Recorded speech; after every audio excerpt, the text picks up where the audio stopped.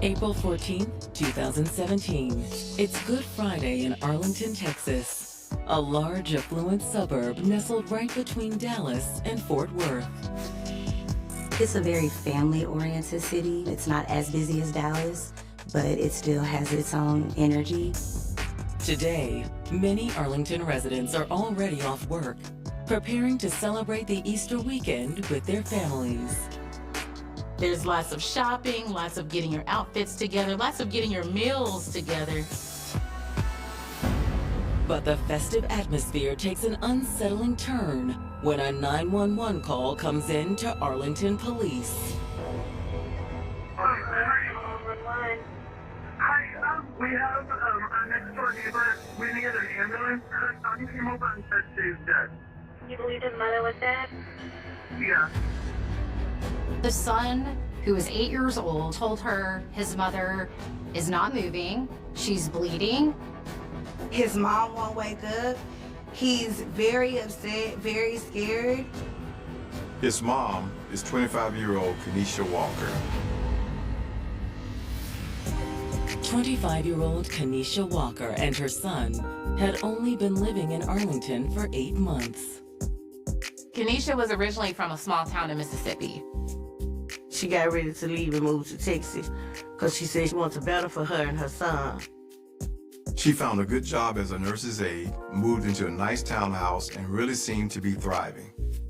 She had a lot of friends. She was like my angel child, really my angel. However, nothing was more important to Kenesha than being a mom. Kenesha and her son had been through a lot together. His father was murdered 4 years earlier, but she was determined to give him a good life. Hey, Mama. Hey, you ready for school? Yep. She raised him right. He was a good mannered child. Everything she did it with her son. She'll take her son out. They'll go out to eat together. They'll go to movies and stuff together. After moving to Arlington, Kenesha also reconnected with an old flame, 27-year-old Keith Haynes, who was living in the nearby city of Plano. Kenesha and Keith dated on and off throughout their high school years in Mississippi and remained in touch over social media ever since. I can't wait to show you all the best spots around here. Keith had moved there 4 years earlier to work with the Dallas County Sheriff's Office. He was working as a courtesy patrol officer. So it only made sense that the two would rekindle their prior romance when they were back in the same city. Pick me up at 8. All right, I'll see you then. They came from a very small town, and so when you move to DFW, which is a very big place, knowing somebody from your hometown was probably very easy. But now, police are en route to Kenesha's home after receiving an alarming 911 call from her neighbor. Her son came over and said she's dead. You believe his mother was dead? Yeah. When police arrive at Kenesha's residence, they cautiously make their way inside. Everything is neat. There's nothing out of place.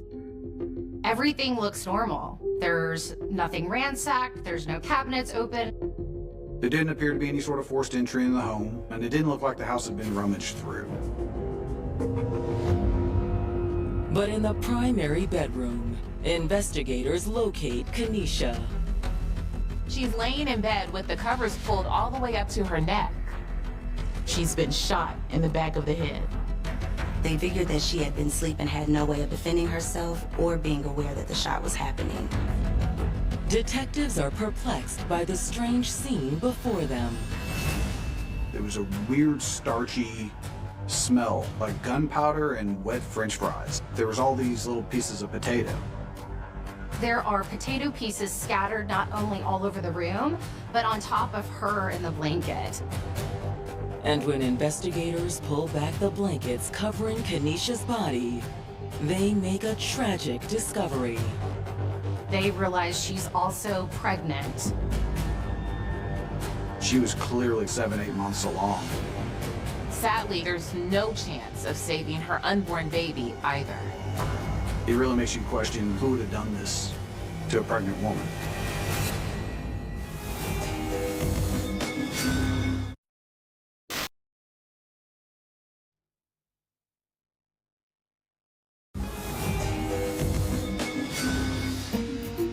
25-year-old single mother Kenesha Walker was making a beautiful life for herself and her son in their new Texas home. She was working as a nurse's aide and had already made a lot of friends. She'd also reconnected with her old high school flame, Keith Haynes. I can't wait to show you all the best spots around here. Keith just happened to be living there too after moving there from Mississippi 4 years earlier. He worked as a courtesy patrol officer for the Dallas County Sheriff's Office. But on April 14th, Arlington police have just discovered Kenesha shot to death inside her bedroom. They soon realized she's 7 or 8 months pregnant. It really makes you question who would have done this to a pregnant woman. Making the crime scene even more baffling, there's chunks of potatoes scattering the bed. Old cops would tell stories about potato silencers, and I was like, did this person really, like, use a potato as a silencer? Is that really a thing? Near the bed, detectives find another key piece of evidence. A few feet away from the bed, they ended up discovering a shell casing. Looked like a .40 caliber, nothing special. Investigators do a sweep of the entire apartment and confirm that nothing of value has been stolen. A purse, her wallet, all that was still on her kitchen table. Her money, her credit cards and stuff, bank cards. However, one thing is missing from the apartment. There's no sign anywhere of Kenesha's cell phone. Police immediately worked on processing a warrant to get access to her phone records. The missing phone, combined with the lack of forced entry or other stolen items, leads detectives to believe this was no random attack. Initially, I felt pretty confident that it was probably going to be a known suspect or somebody had a key or had access to the place. But who could that person be? Detectives head next door, where Kenesha's neighbor is still caring for her 8-year-old son. He appeared to be in shock. He was saddened, stunned. Investigators are hoping the young boy knows if there was anyone else in the home with him and his mother the night before. Was anyone there when your mom put you to bed? He said that he and his mom were the only ones in the apartment when he went to bed around 9 p.m. that night. He didn't even hear a gunshot or anything overnight. However, Kenesha's son says someone else was there in the early morning hours. He says that around 2 a.m. he was not feeling well, and he did go into his mother's bedroom to let her know, and there was a man that was in the bed with her. And when he asked who it was, she told him it was Moosey. When detectives asked the son, does he know anything about Moosey or even his real name, the son can barely tell him anything. He didn't know who it was, he didn't recognize him. Okay, and then when you woke up in the morning, Moosey was gone? Kenesha's son woke up around 10 a.m. and went to his mother's room. Mom? That's when he found her and subsequently ran to the neighbor's home for help. To detectives, it seems very possible that Moosey could be behind Kenesha's murder. But who is he? Before investigators can continue trying to answer that question, they have the grim task of contacting Kenesha's mother. She was still living back in Mississippi. Miss Bagley, I'm afraid I have some terrible news. They said your daughter was murdered. Then I said, what? I said, no, not my baby. She did not get in no trouble at all, period. I was nervous and shaking. I said, no, this cannot be true. I said, not Kenesha. I started telling her, you know, what happened to her daughter and if she knew of anyone that could have been harming her daughter. And she said, no, not really. Everyone loved my daughter. She had no enemies. I asked her if she'd been in a relationship, and she said nothing current. Nothing she told me about. Alicia knew her daughter was expecting, but she doesn't know who the father is. She does admit that Kenesha's very private about her personal life and doesn't provide her with a lot of insider information as to who she's dating. But when detectives mention the name Kenesha's son provided, the name of the man he saw his mother with shortly before she was killed, it jogs Alicia's memory. They said, you know anybody nicknamed Moosey? I said, yeah. My heart just dropped.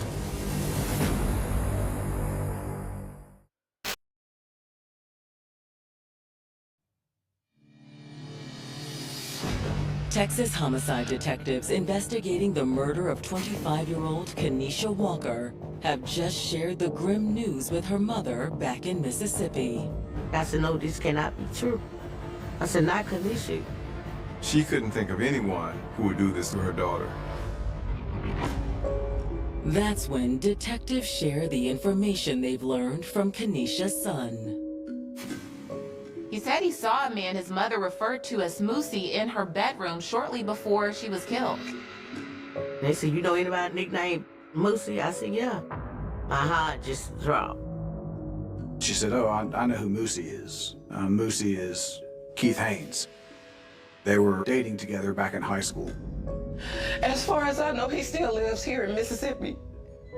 Kenesha's mother was very confused. As far as she knew, they weren't even in contact with each other.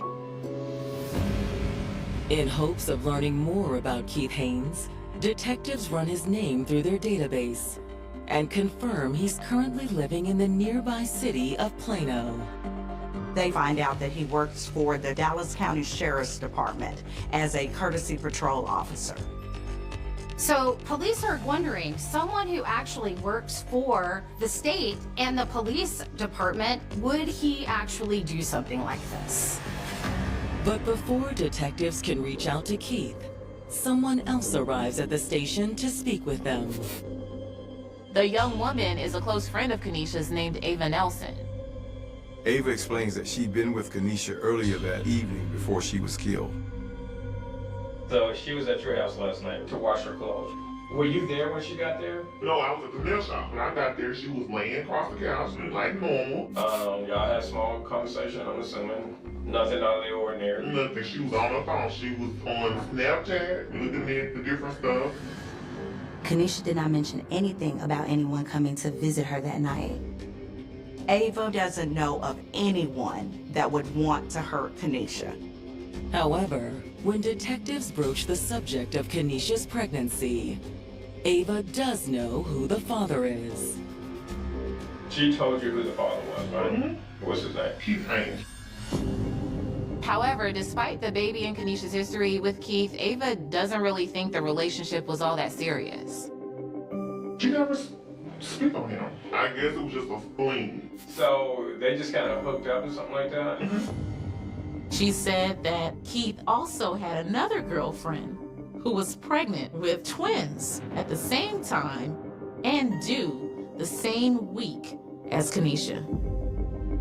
He was in a long-term relationship with a different woman. But Ava doesn't know the woman's name or how to get in contact with her. He was staying with the girl out here. He's been with her a long time. I don't know anything about her. Police determined that this is a very volatile situation and it could definitely be a motive for murder. Now more than ever, detectives need to speak with Keith Haynes. And when they reach out to him, it appears he's been expecting their call. He says, I already know, my name is already out there. Keith insists that he has nothing to do with the murder and says he's heading to the police station right now to clear his name. But not before going live on social media. I started getting notified by other detectives that Keith Haynes was on Facebook Live going off on a rant about how his name was being brought up in this murder. I don't know how my name come up in this book. And I thought, well, that's pretty handy. I did ask other detectives to record the rant. Say I'm supposed to kill somebody? I tell you what, I'm headed to them police department. Let them know that the moose ain't had nothing to do with nothing. When Keith shows up at the station that afternoon, he's immediately escorted to an interrogation room. Keith tells investigators that he is only here to clear his name. Just realize this is a voluntary deal. Yes, sir. If anytime you want to leave, just let us know and you'll be free to go. I ain't leaving until we done. He claimed that he had no idea what happened to Kanisha and that he had no reason to hurt her. Keith also confirms that he's known Kanisha for several years and that they dated on and off during high school in Mississippi. Well, did y'all stay in touch after y'all broke up, after high school and all that? We were still talking to each other when we see each other. We'll text and everybody. However, Keith admits that when he reconnected with Kanisha in Texas, their relationship heated up quickly. We hooked up a couple times, but that was it. We had sex or whatever, and that was it. He admits that he could be the father of Kanisha's unborn child. But Keith insists he wasn't with Kanisha in the hours before she was killed. Keith says that he was not with her last night. It's been more than 24 hours since he saw her. Keith says the last time he saw Kanisha was on Wednesday, April the 12th. I came home.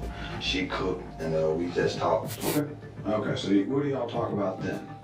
We pretty much just talked about what she was going to do with the kid and, how I was going to help out if it was mine. Detectives then start to think maybe her 8-year-old son was confused and possibly did not see Moosey just the night before. Maybe he actually saw Moosey a couple of days before and just got confused with the time frame. Detectives switch gears and ask Keith about the other woman he'd allegedly been dating. Detectives asked Keith if he indeed had another girlfriend, and he admitted it and said yes. However, he denies that his other girlfriend is pregnant. And she's pregnant, right? No. She's not pregnant. Is there anyone else that you know that is pregnant with your child, or is there anyone else that's pregnant claiming to be your child? Or, No. This is going to be my first. Keith concedes that he hasn't been honest with his girlfriend regarding his relationship with Kanisha. Does she know anything about Kanisha? Yeah, she knows she's my ex, but she don't know she's pregnant. And she doesn't know you've been messing around with her? But Keith says he isn't the only one who's been playing the field. He says that Kanisha was also involved with some married white guy. He was kind of crazy. He couldn't beat her up one time.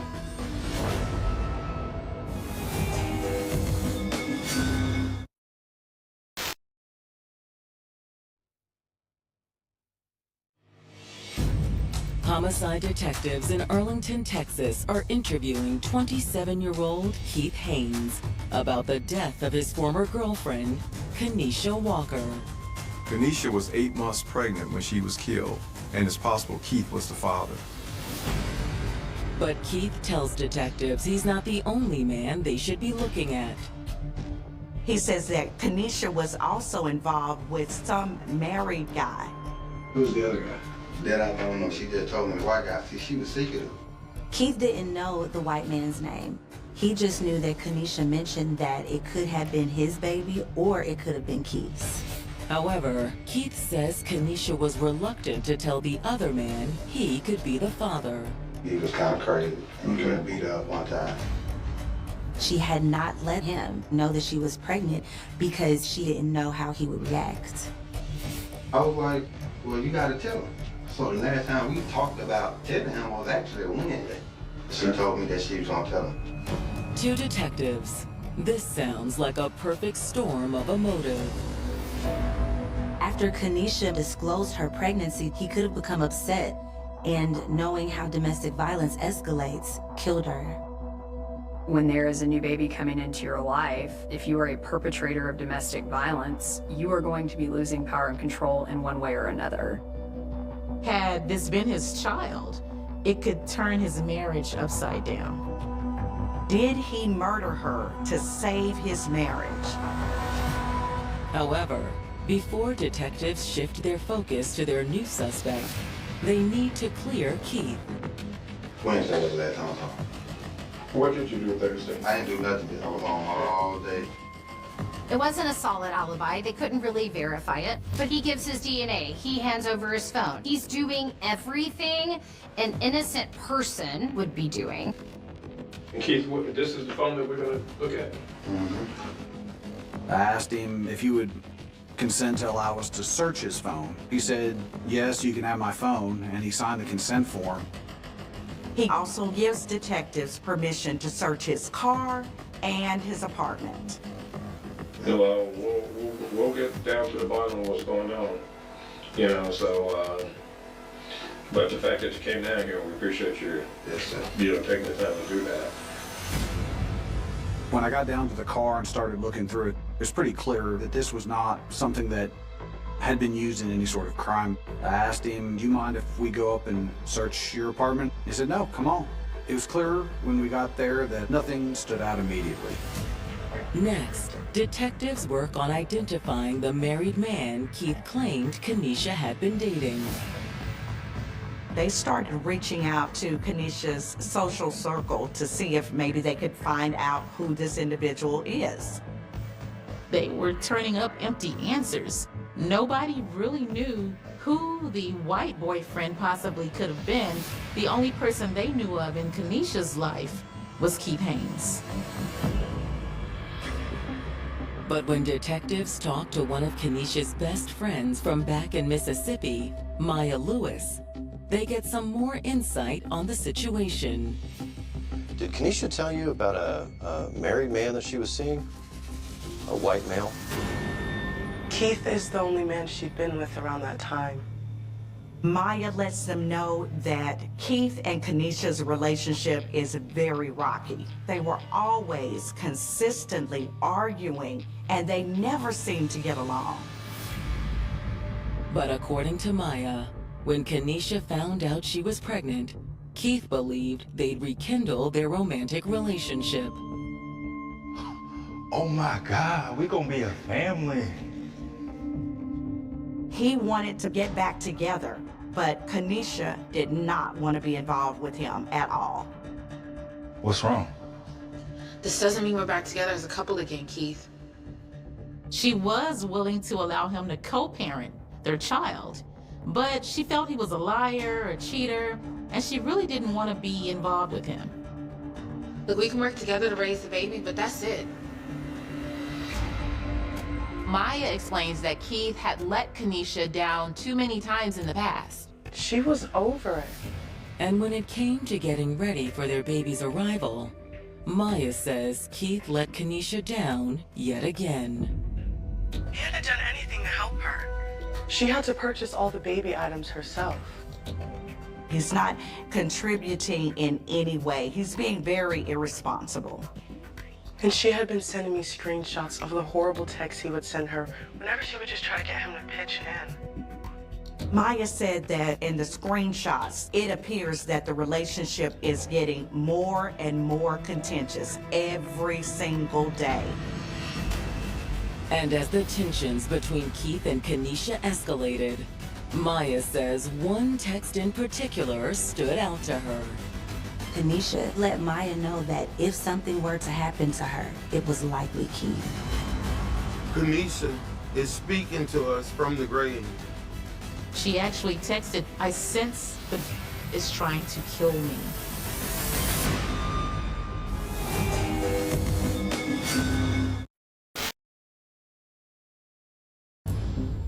In speaking with one of Kenesha Walker's best friends, Arlington detectives have learned that Kenesha sent a chilling text message just 2 weeks before she was killed. Kenesha let Maya know that if something were to happen to her, it was likely Keith. She actually texted, "I sense the is trying to kill me. If I come up dead, please show police this." Kenesha signed off the text message with a hashtag main suspect. I wish I could have done more to help her. She goes, I think it was her way of telling me that something's up with Keith and she felt concerned about him. And when Maya shares the screenshots with detectives, They agree. In the text messages, it is clear that Keith is really pushing for a relationship with Kenesha, but she lets him know that she doesn't have time for games or fooling around. She basically let him know that she did not want him in that way. The text messages grew more and more aggressive. It became clear to detectives that Keith had not been on the up and up with them. Not only did Keith mislead detectives into thinking he and Kenesha were on friendly terms, but it appears he also lied about the other man she was supposedly dating. As if that's not incriminating enough, when Kenesha's cell phone records come in, detectives make even more disturbing discoveries. The text messages on Keith's phone aren't matching up with the text in Kenesha's phone records. Keith had seemed really forthcoming when he came to the station. He even let detectives go through his phone. But it turns out he deleted a bunch of messages between him and Kenesha from the night of the murder. Keith had told detectives that he had last seen her on Wednesday night, but the text messages showed that Keith had been texting her on Thursday, April 13th. He was texting her the night of the murder, about 10:45 p.m. They have text messages where you're telling her I'm on my way. I'll be there in a few minutes, leave the door unlocked. Text messages are pretty damning, but police also discover Keith changed his phone number the same day Kenesha's body was discovered. How on earth do you explain that? This new evidence is enough for Arlington police to move in on Keith. We went back and at that point issued an arrest warrant for Keith Haynes. Keith is taken into custody at his apartment without incident, and he's booked on capital murder charges. For Kenesha's family, the news of Keith's arrest comes as a huge relief. I know they would come all the time. It made me feel good because they finally had got him. They go back into the interrogation room a second time. Keith agrees to waive his rights, and he agrees to talk with them. You voluntarily waive so we can talk for a minute? Okay. Police think that they may be able to get a confession out of him. They had tons of circumstantial evidence, but there is nothing more compelling than having a suspect admit to what they did in their own words. Is there anything that you feel like we need to change, amend? Is there anything you want to tell us? Initially, Keith sticks to the same story. Essentially, you told us that you last went over to the apartment on Wednesday. Yeah. Keith maintained that Wednesday was the last time he saw Kenesha, and that he wasn't with her the following night when she was killed. That's when detectives roll out the cell phone evidence they've collected. They show him the text messages that were shared with Maya about Kenesha thinking that he might try to kill her. She texted and said, I sent this just trying to kill me. If I come up dead, please show the police this and the other screenshots. Hashtag main suspect. What? Yeah. Detectives continue to press, confronting Keith about the deleted texts from his phone. So we started going down the path of, well, what about this? Why is the conversation showing that you're coming over here? And he denied it. It ain't not my first time lying up. It had been a number of times I done lied to her like I was coming and didn't. He says, I wasn't really ever planning to come over there. Why did you switch numbers? I always switch numbers. Well, why did you pick Friday? It wasn't the reason why I just picked it, I just changed it. I mean, you have to understand, Friday morning is when we found Kenesha, right? Right, but that ain't got nothing to do with that though. That's just a coincidence. I mean, everything I confronted him with, which clearly showed that he had done the offense, he just continuously denied. The more evidence police present to him, the more it seems like Keith is trapped in a web of his own lies. Keith, if you've lied to us before and you want to talk to us about something, let us know. But will he finally come clean and admit to killing Kenesha? If you got an explanation, tell me.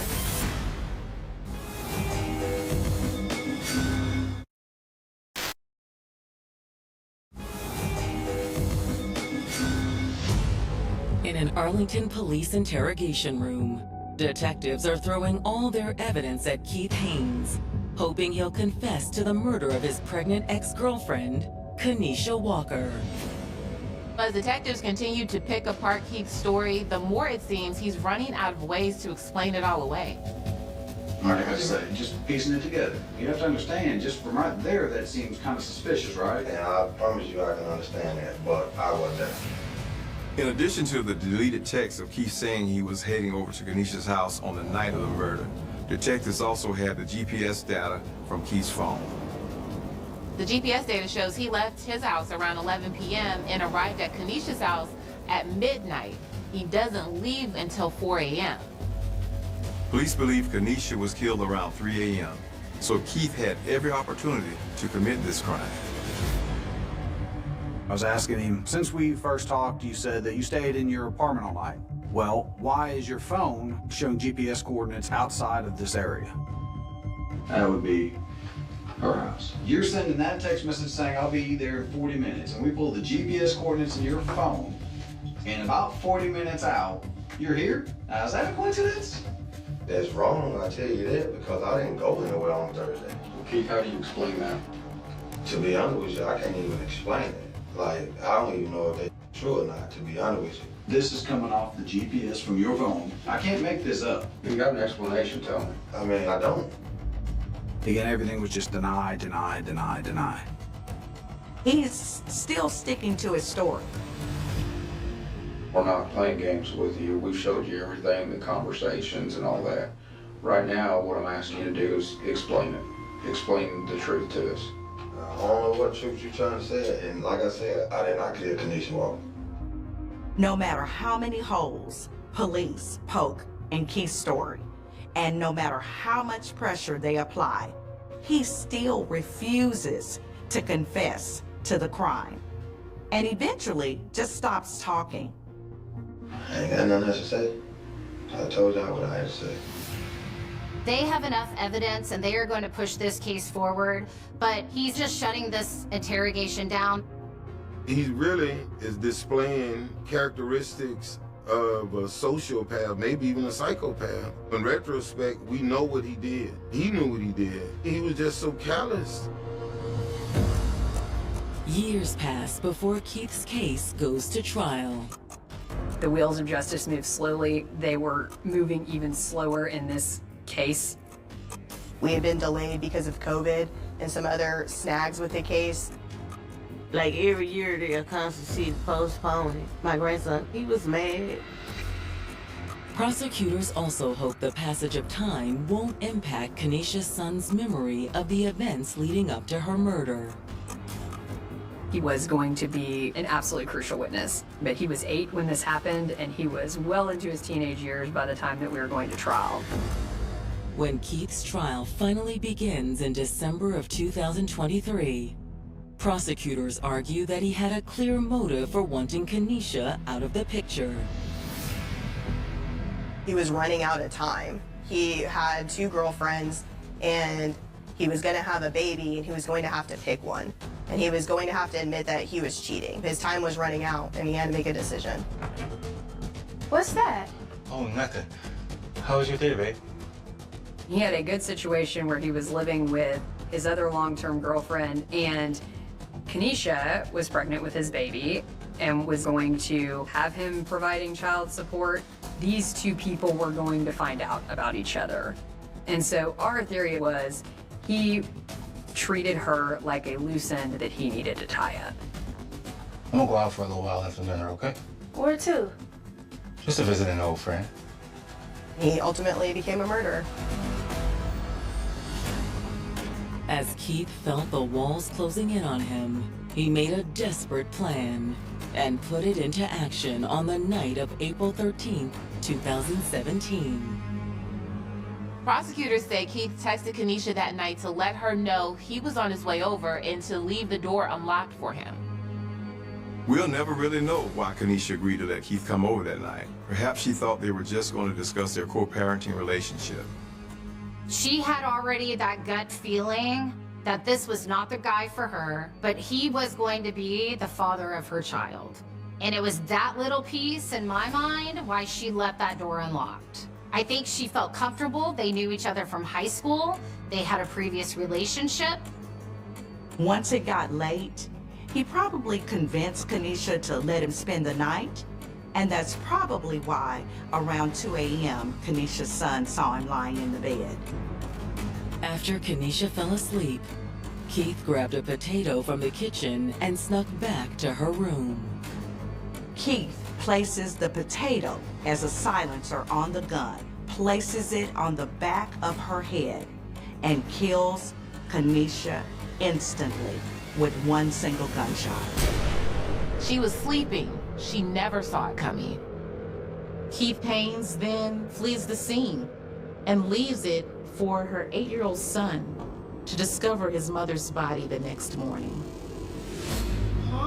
He didn't care about how her son would find her.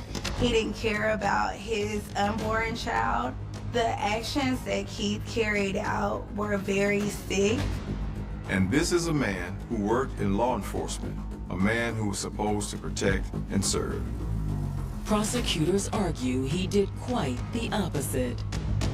He tries to make up this story, this red herring, to throw the trail off of him onto someone else. However, his lies drew police right back to him. After less than an hour of deliberation, the jury returns with a verdict. The jury finds him guilty of capital murder. He was sentenced to life without parole. When Kenesha's family gets a chance to deliver victim impact statements, they don't hold back. I told him I hope he right in here, because you took 2 lives. You took your baby too. I don't know what he was thinking, but he forgot he messed with the wrong one. Wrong one. I was glad to get the guilty verdict. It just seemed like it was very cathartic that all that work back then finally paid off.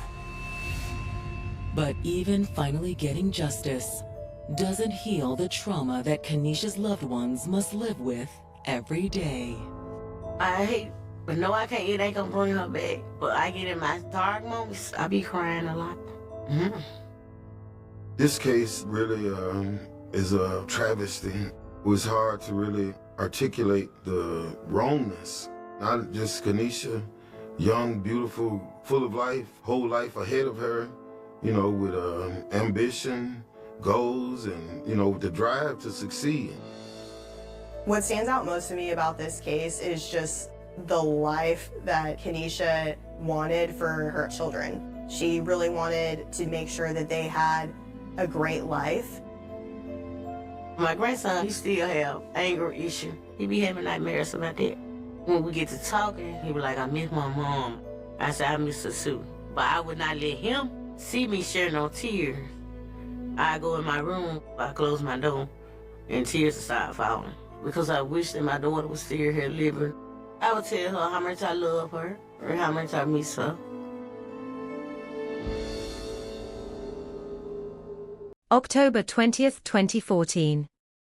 Chicago was already deep into the night when a patrol car moved through the southwest side, its headlights cutting across dark streets and rows of parked vehicles. It was an ordinary Chicago night in the sense that the city was still awake. Cars passed in the distance. Apartment windows glowed behind curtains. Somewhere, people were finishing dinner, heading home from work, or simply trying to make it through another cold October evening. But on one street, something had gone wrong. A teenage boy was walking through the darkness. His name was Laquan McDonald. He was 17 years old. And in his hand was a knife. Within minutes, several police officers would arrive. What happened next would take less than a minute. But the consequences would stretch across years, through courtrooms, police investigations, protests, political battles, federal inquiries, and a city forced to confront questions it had spent far too long trying not to answer. By the end of that night, Laquan McDonald would be dead. And Jason Van Dyke, a Chicago police officer, would have fired 16 times. 16. That number would eventually become more than a number. It would become a chant shouted through Chicago streets. It would appear on protest signs, in newspaper headlines, and in the public memory of a case that became one of the most controversial police shootings in modern American history. But on that October night, nobody yet knew what those 16 shots would mean. There was no national outrage yet. There were no crowds filling the streets. There was no courtroom packed with reporters waiting for a verdict. There was only a teenager, a group of police officers, a weapon, a dark road, and a few seconds in which everything changed. The first question is not what happened afterward. The first question is what happened in those few seconds. Because when the story was first told, the public was given one version of events. Officers encountered a dangerous teenager. He had a knife. He refused to comply. He posed a threat. And one officer believed he had no choice but to fire. That version might have remained the accepted story, if not for something that had been quietly sitting inside a police vehicle. A camera. A small device mounted inside a patrol car. It had recorded the encounter. It had recorded the street. It had recorded Laquan McDonald. And most importantly, it had recorded what happened when Jason Van Dyke raised his weapon. The video would not be released that night. It would not be released the following week. It would not be released the following month. More than a year would pass before the public could finally see what the camera had captured. And when that happened, the story of Laquan McDonald changed forever. The footage showed a teenager carrying a knife. But it also showed him moving along the street. It showed officers approaching. It showed Van Dyke opening fire.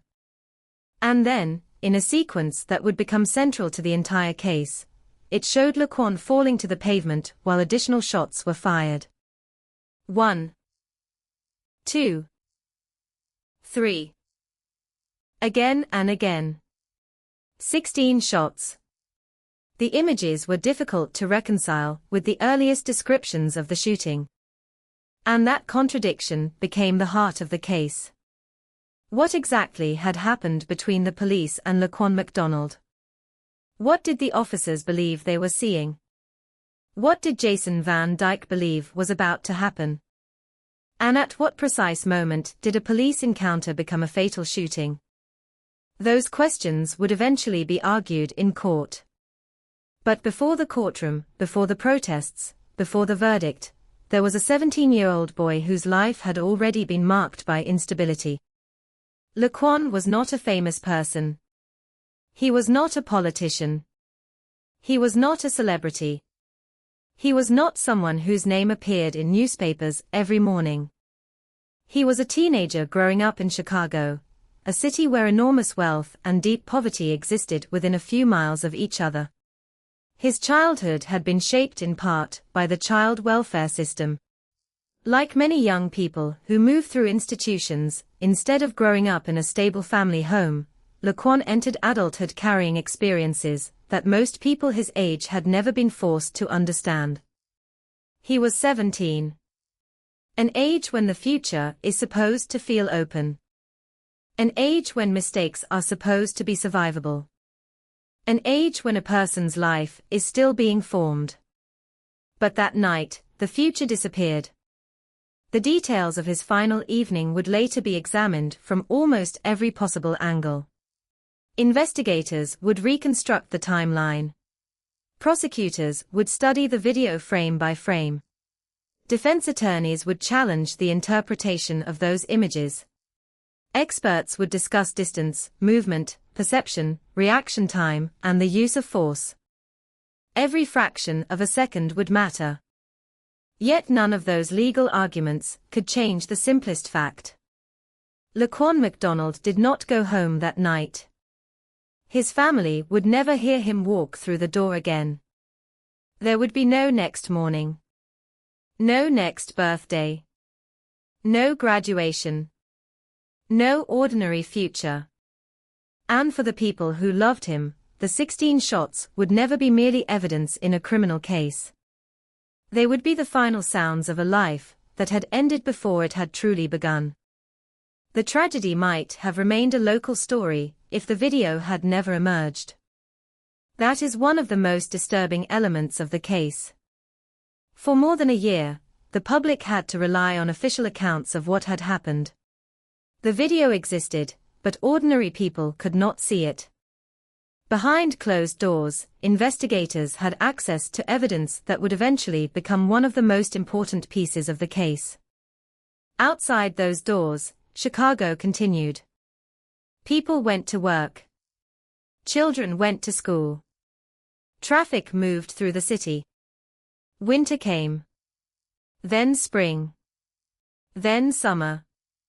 And Laquan McDonald's name remained largely outside the national spotlight. But his family continued to live with the consequences of that night. Then came November 2015. The video was finally released. And Chicago erupted. People watched the footage and saw something that could no longer be explained through words alone. They saw Laquan. They saw the officer. They saw the distance between them. They saw the gunfire. They saw the teenager collapse. And they saw what happened after he was already on the ground. The reaction was immediate and intense. Crowds gathered in the streets.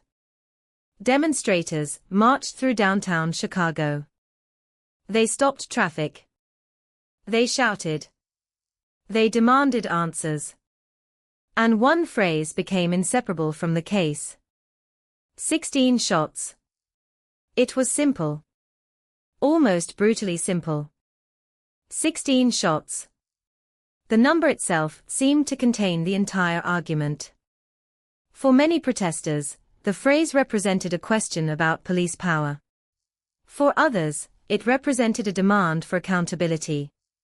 And for Laquan's family, it represented the horrifying reality of how their 17-year-old son had died. But there was another number that mattered too. 400 days.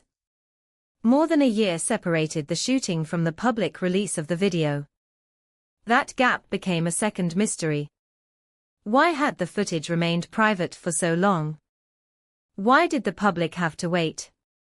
Who knew what the video showed? And why did it take so long for the case to reach the point where a police officer would finally be charged?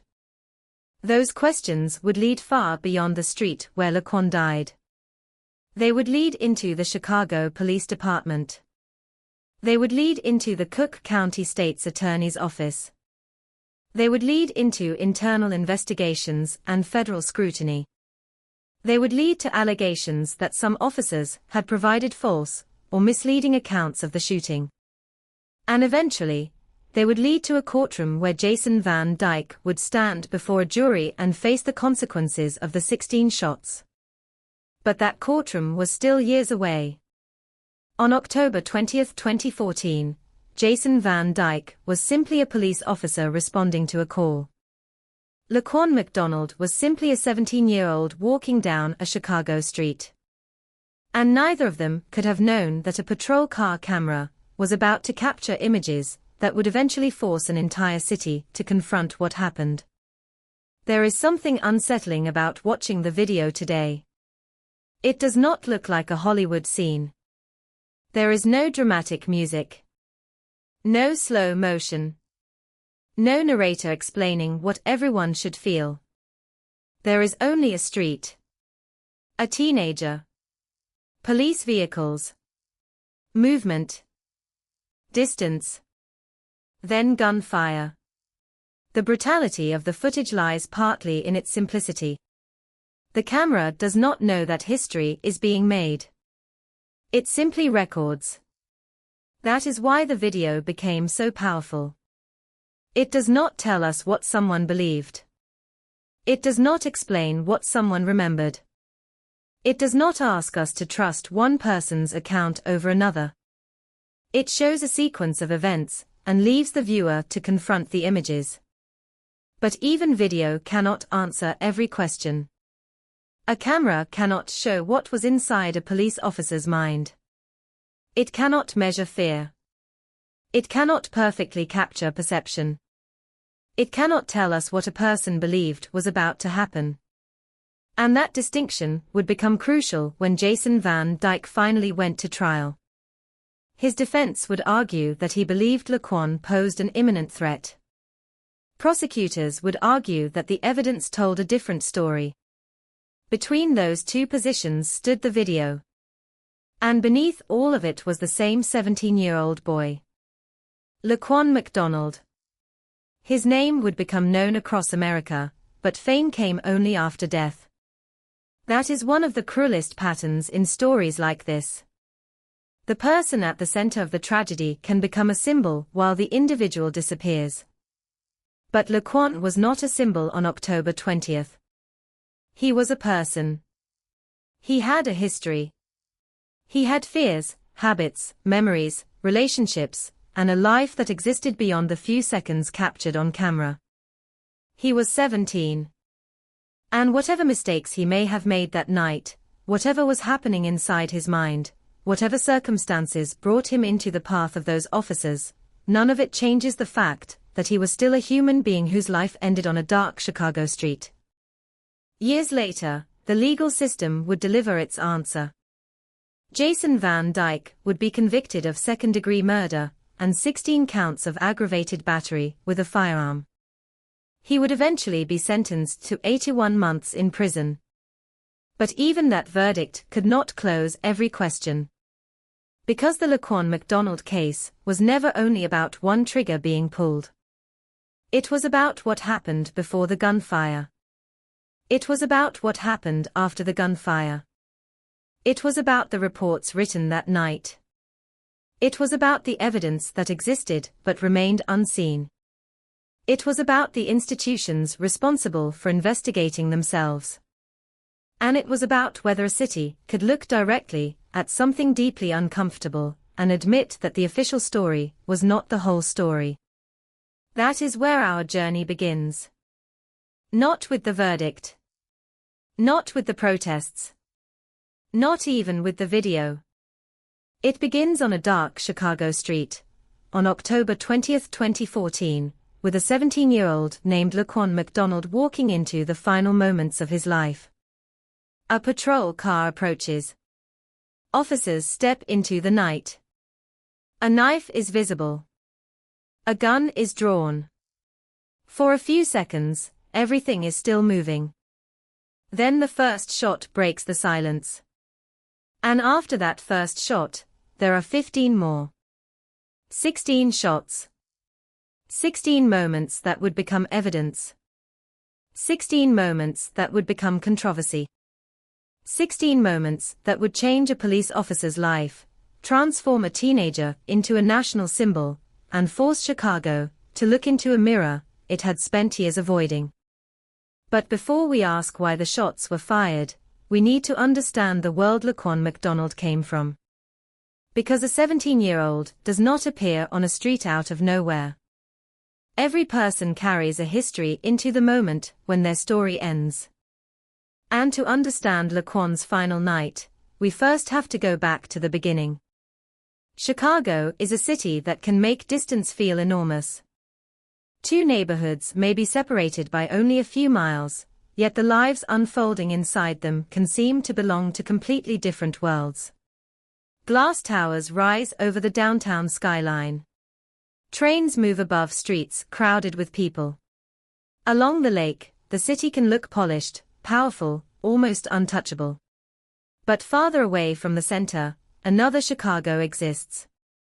It is quieter in some places, harsher in others, shaped by poverty, violence, abandoned buildings, struggling families, and young people learning far too early that survival sometimes means growing up before you are ready. This was the Chicago in which Laquan McDonald grew up.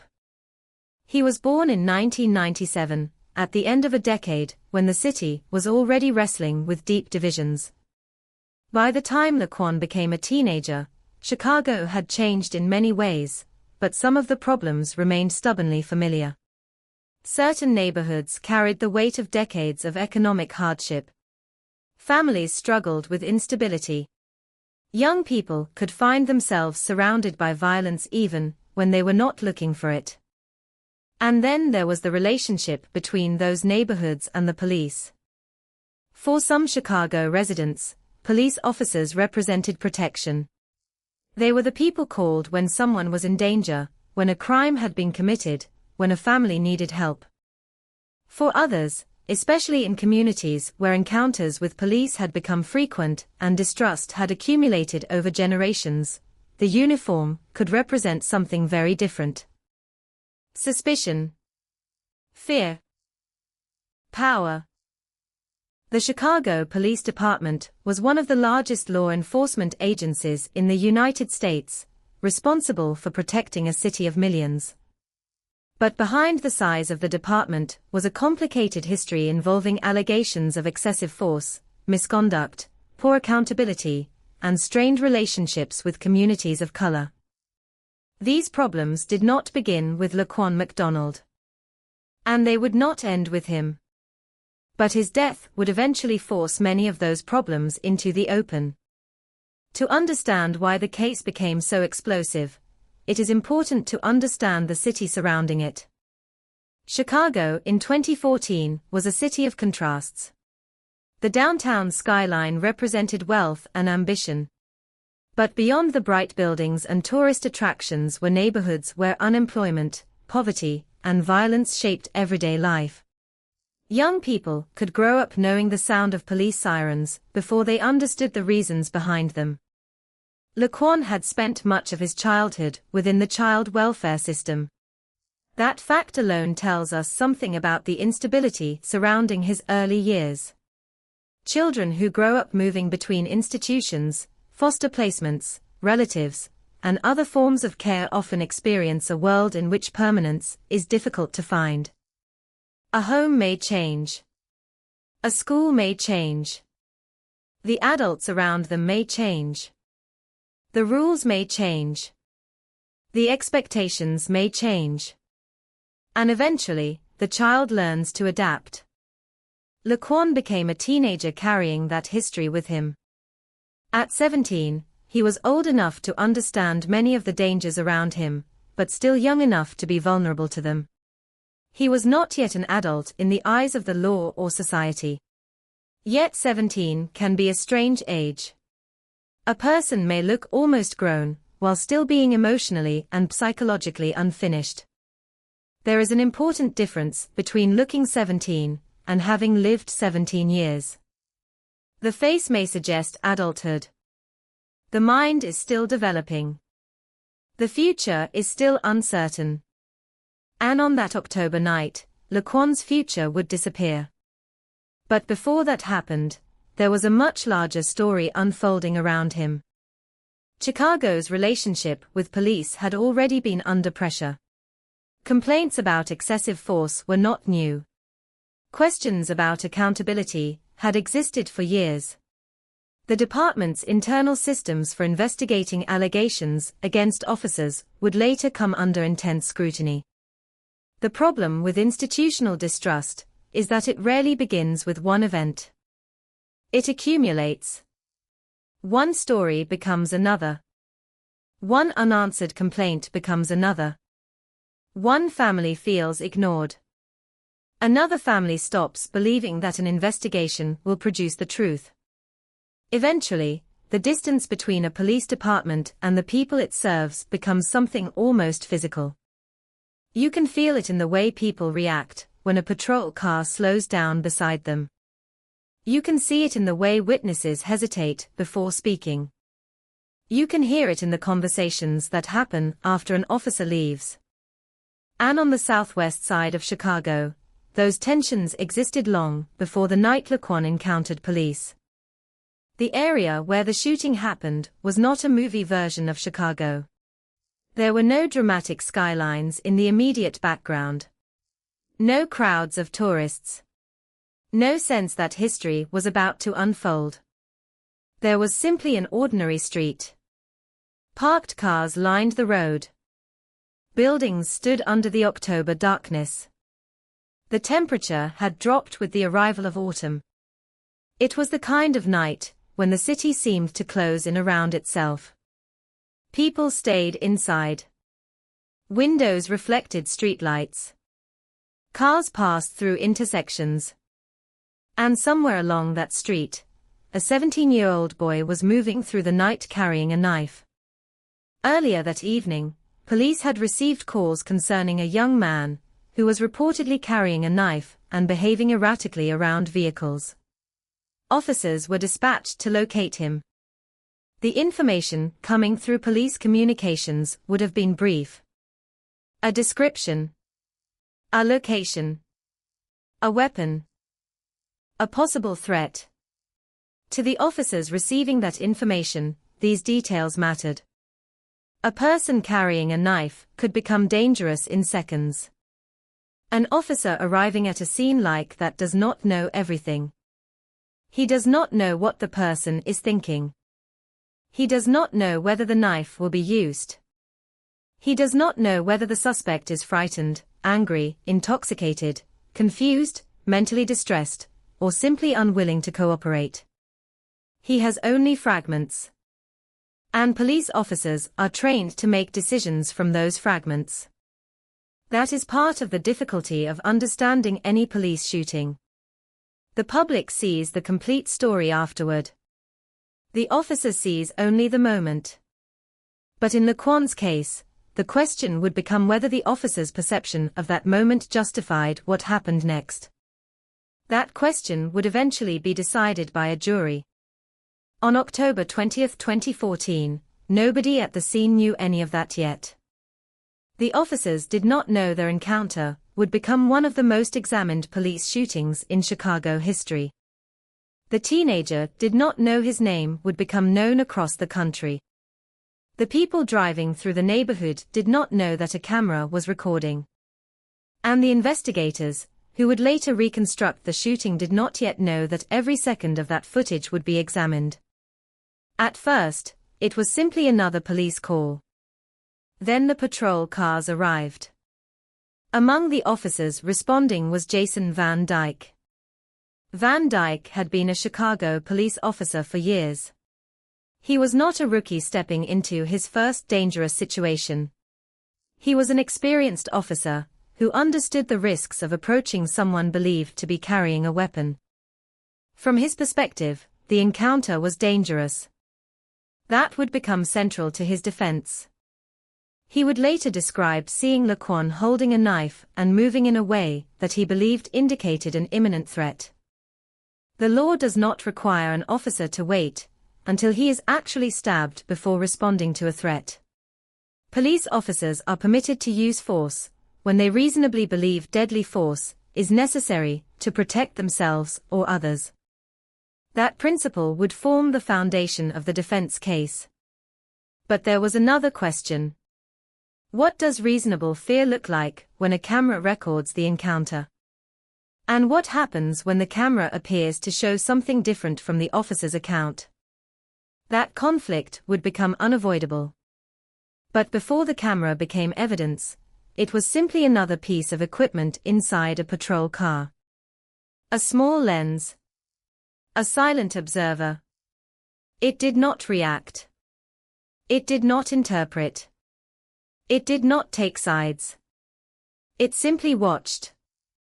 And on that night, it captured the final moments of Laquan McDonald's life. The significance of that camera would not be understood immediately. The city would wait. The investigation would move forward.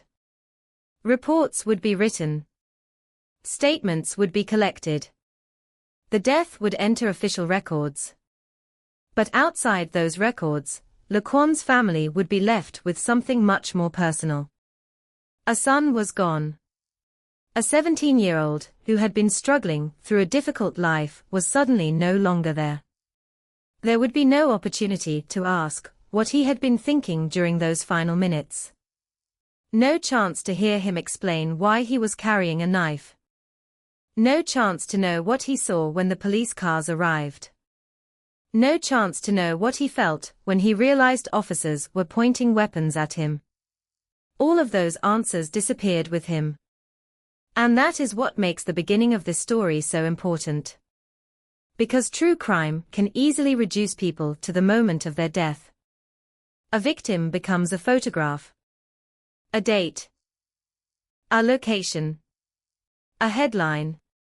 But Laquan McDonald was more than October 20, 2014. He was a child who had grown up in difficult circumstances. He was a teenager moving through a city filled with dangers and contradictions. He was someone whose life had not yet reached the point where he could know what it might become. And yet the public would eventually come to know him primarily through 16 bullets.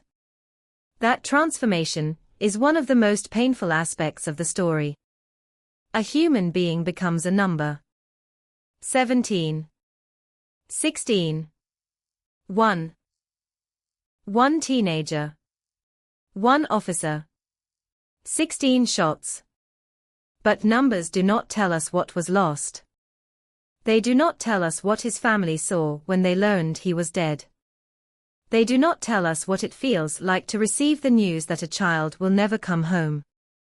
They do not tell us what happens when a family must watch a video of the final moments of someone they loved.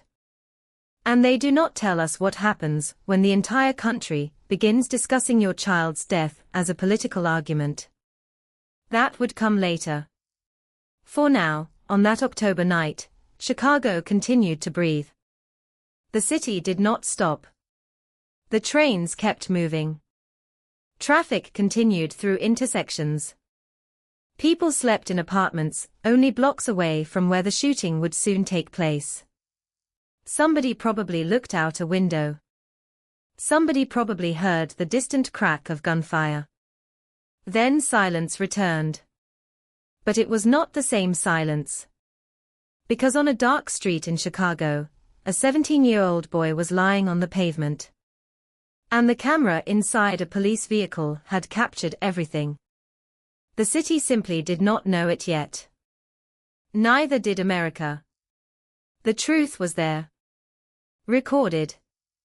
Waiting. And for more than a year, that truth would remain hidden from the public. The story of Laquan McDonald was about to enter its most important phase, but before we reach the gunfire, we need to understand the boy at the center of it. Because when the first shot was fired, the police saw a suspect. The camera saw a teenager. His family saw a son. And history would eventually force the rest of the country to see him too. His name was Laquan McDonald. He was 17 years old. And this was the life that existed before the 16 shots. Before Laquan McDonald became a name spoken at protest marches, before his photograph appeared on television screens across America, before the words, 16 shots, became attached permanently to his story, he was simply a teenager trying to make his way through a difficult world. Laquan was born in Chicago in 1997. His childhood unfolded against circumstances that would have challenged almost anyone, and much of his upbringing took place within the child welfare system. He was one of those young people whose lives could be described through official records in a few cold sentences, yet behind every sentence was an experience that could never be fully captured on paper. A placement. A school. A caseworker. A new environment. Another change. Another attempt to adjust. For a child, stability is often something so ordinary that it is invisible. You expect to know where you will sleep. You expect to know which adults will be there when you wake up. You expect to know which house is home, and which people will answer when you call their names. For Laquan, that kind of certainty was not always guaranteed. Growing up within the child welfare system meant that adults made decisions about parts of his life that other children might have taken for granted. There were rules, appointments, institutions, and systems designed to protect children, but protection does not always feel like security to the child living inside it. A teenager can understand that adults are trying to help and still feel abandoned. He can learn how to survive while never fully learning how to trust. He can become independent because he has no other choice. And by the time Laquan reached his teenage years, he had already experienced more instability than many adults ever will. Yet his story should not be reduced to hardship. Laquan was not born as a statistic. He was not born as a future headline. He was not born as the subject of a police report. He was a human being with a personality, a voice, a face, and a life that extended far beyond the circumstances surrounding his death. Those who knew him remembered a young man who could be complicated, like any teenager, but whose life cannot fairly be understood through the final night alone. That distinction matters. Because once the video of his shooting became public, much of the world began learning about Laquan backward. People first saw the final seconds. Then they heard the allegations surrounding him. Only afterward did they begin asking who he actually was. What kind of childhood had he experienced? What had happened to him before that October night? What was happening in his life as he approached adulthood? And what possibilities had disappeared when he died? At 17, Laquan stood on the edge of a major transition. In the ordinary course of life, the years after 17 are supposed to contain decisions. School, work, relationships, mistakes, friendships, dreams. A young person may not know exactly where he is going, but he still has time to discover it. Laquan did not get that time. That is difficult to understand, because human beings naturally imagine the future through small details. A 17-year-old may someday become a father. He may find a job he loves. He may move to another city. He may become someone his younger self could never have imagined. He may make terrible mistakes and recover from them. He may disappoint people. He may surprise them. He may grow. All of those possibilities exist at 17. Death removes them all at once. For Laquan's family, that loss was not abstract. They were not mourning a symbol. They were mourning a person whose absence would become part of every future family gathering, every holiday, every birthday, every ordinary moment when someone suddenly remembered that he should have been there. And then came the circumstances of his death. A teenager carrying a knife on a Chicago street. Police responding. A confrontation. 16 shots. The danger in telling this story is that it can become too easy to divide the world into simple categories. Victim. Officer. Good. Bad. Innocent. Guilty. But real life rarely fits so neatly into those boxes. Laquan was a teenager who was carrying a weapon. That fact is part of the story and should not be erased. Police officers were responding to reports of a person with a knife. That fact is also part of the story. The question that would ultimately become decisive was whether the use of deadly force was legally justified under the circumstances. That question belongs to the courtroom. But before the law examined the shooting, there was a human reality. A frightened teenager. Officers facing a potentially dangerous situation. A rapidly changing encounter. And a series of decisions that could not be undone. The people who loved Laquan would later have to live with the consequences of those decisions. Imagine being told that your 17-year-old son has been killed. Imagine trying to understand what happened while official information is still incomplete. Imagine hearing that he had been carrying a knife. Then imagine learning that police had fired 16 times. At first, a family may ask the simplest questions. Where was he? Who was there? What happened? Was he alone? Did anyone try to help him? Was he suffering? Did he know what was happening? And eventually another question appears. Why? The human mind searches for causes, because causes feel easier to live with than randomness. If someone can explain why something happened, perhaps the tragedy can be placed inside a box. But in Laquan's case, the explanation would become more complicated as time passed. There was the police version. There was the video. There were witness accounts. There were reports. There were later investigations. And between those pieces of information was a growing gap. A gap that the family could not simply ignore. Laquan's death also occurred during a period when America was already struggling with questions about police use of force. The names of other young black men and women killed during encounters with police were becoming part of the national conversation. Michael Brown, Eric Garner, Tamir Rice. These cases were different from one another, but together they contributed to a growing movement demanding accountability and transparency. The phrase "Black Lives Matter" had entered the national vocabulary. Protests were taking place across the country. Cell phone cameras were changing how police encounters were documented. Body cameras and dashboard cameras were becoming increasingly important. For years, the public had often been forced to choose between conflicting accounts. The officer said one thing. The witness said another. The truth could disappear somewhere between them. Video changed that equation. And Laquan had been recorded. But there was another layer to his story. The video did not become public immediately. That meant that for more than a year, the world would know Laquan primarily through descriptions. He was a teenager with a knife. He had allegedly been acting erratically. Police had encountered him. An officer had fired. He had died.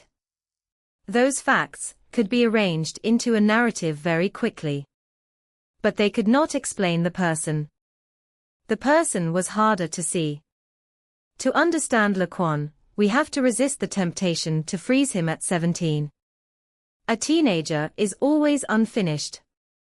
There are parts of the personality that are still forming. There are emotional reactions that may be impulsive. There are decisions made without fully understanding their consequences.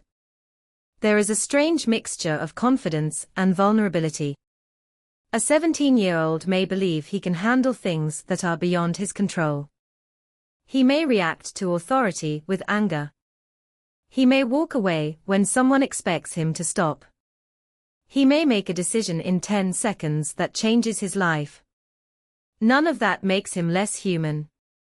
And none of it means his life has less value. The tragedy of Laquan McDonald is that the final moments of his life became more famous than all the moments that came before them. People would eventually know how he died. Far fewer would know how he lived. That imbalance is common in true crime. The dead become mysteries. Their final actions are dissected. Their mistakes become evidence. Their photographs become thumbnails. Their names become search terms. And slowly, the person disappears behind the case. Laquan deserves to be remembered differently. He deserves to be remembered as a teenager, whose life had already contained struggle, but whose story was not finished. There were still years ahead of him. Years that would never happen. The shooting occurred on October 20, 2014, but for his family, the emotional timeline did not end that night. It was only the beginning. There would be investigations. There would be questions. There would be legal proceedings. There would be arguments about what Laquan had done and what the police officer had believed. There would be a video that the family and public would eventually watch. And there would be the unbearable experience of seeing a loved one die on a screen. For most people, video is evidence. For a family, it can be something else entirely. It can be memory transformed into images. It can be a moment you never wanted to see becoming something you cannot stop seeing. The footage would eventually become central to the criminal trial, but before that happened, it would become part of Laquan's family's search for truth. They wanted answers. They wanted accountability. And they wanted the public to see what had happened. The road to those answers would be long. More than a year would pass before the video became public. During that time, Laquan's name existed mostly in official documents and in the memories of people who knew him. The city moved on around his absence. Winter came. Snow covered Chicago streets. Spring returned. Buildings remained standing. Cars continued to move through the neighborhoods. People complained about traffic, went to work, raised children, argued with friends, fell in love, broke up, celebrated birthdays, and lived ordinary lives. But for Laquan's family, ordinary life had been permanently interrupted. There is no returning to normal after the death of a child. Normal becomes something that existed before. Afterward, there is only adaptation. The family had to carry grief while watching the investigation unfold. And as the months passed, questions surrounding the shooting became increasingly important. What did the officers see? What did Laquan do? How close was he to them? Was he moving toward them or away? When did the officer begin firing? What happened after Laquan fell? Why were 16 shots fired? These questions would eventually be answered, challenged, and debated in court. But they were also questions that began much earlier, inside the minds of those who loved him. Perhaps the hardest question was one nobody could answer. What would Laquan have become? There is no evidence that can solve that mystery. No video can show an unwritten future. No court transcript can describe the person he might have become at 25, 30, or 40. We can only know that he was 17. And that 17 is young. Young enough that a life should still contain countless unwritten chapters. His story ended before those chapters could be written. The tragedy becomes even more painful when we remember that Laquan's life had already been marked by circumstances he did not choose. He did not choose the system into which he was placed. He did not choose every hardship that shaped his adolescence. He did not choose the neighborhood in which he found himself that night. And yet he would ultimately be judged by the final minutes of his life. That is why the story needs context. Without context, we see only a knife. With context, we see a 17-year-old. Without context, we see a police encounter. With context, we see two human beings entering a moment neither can take back.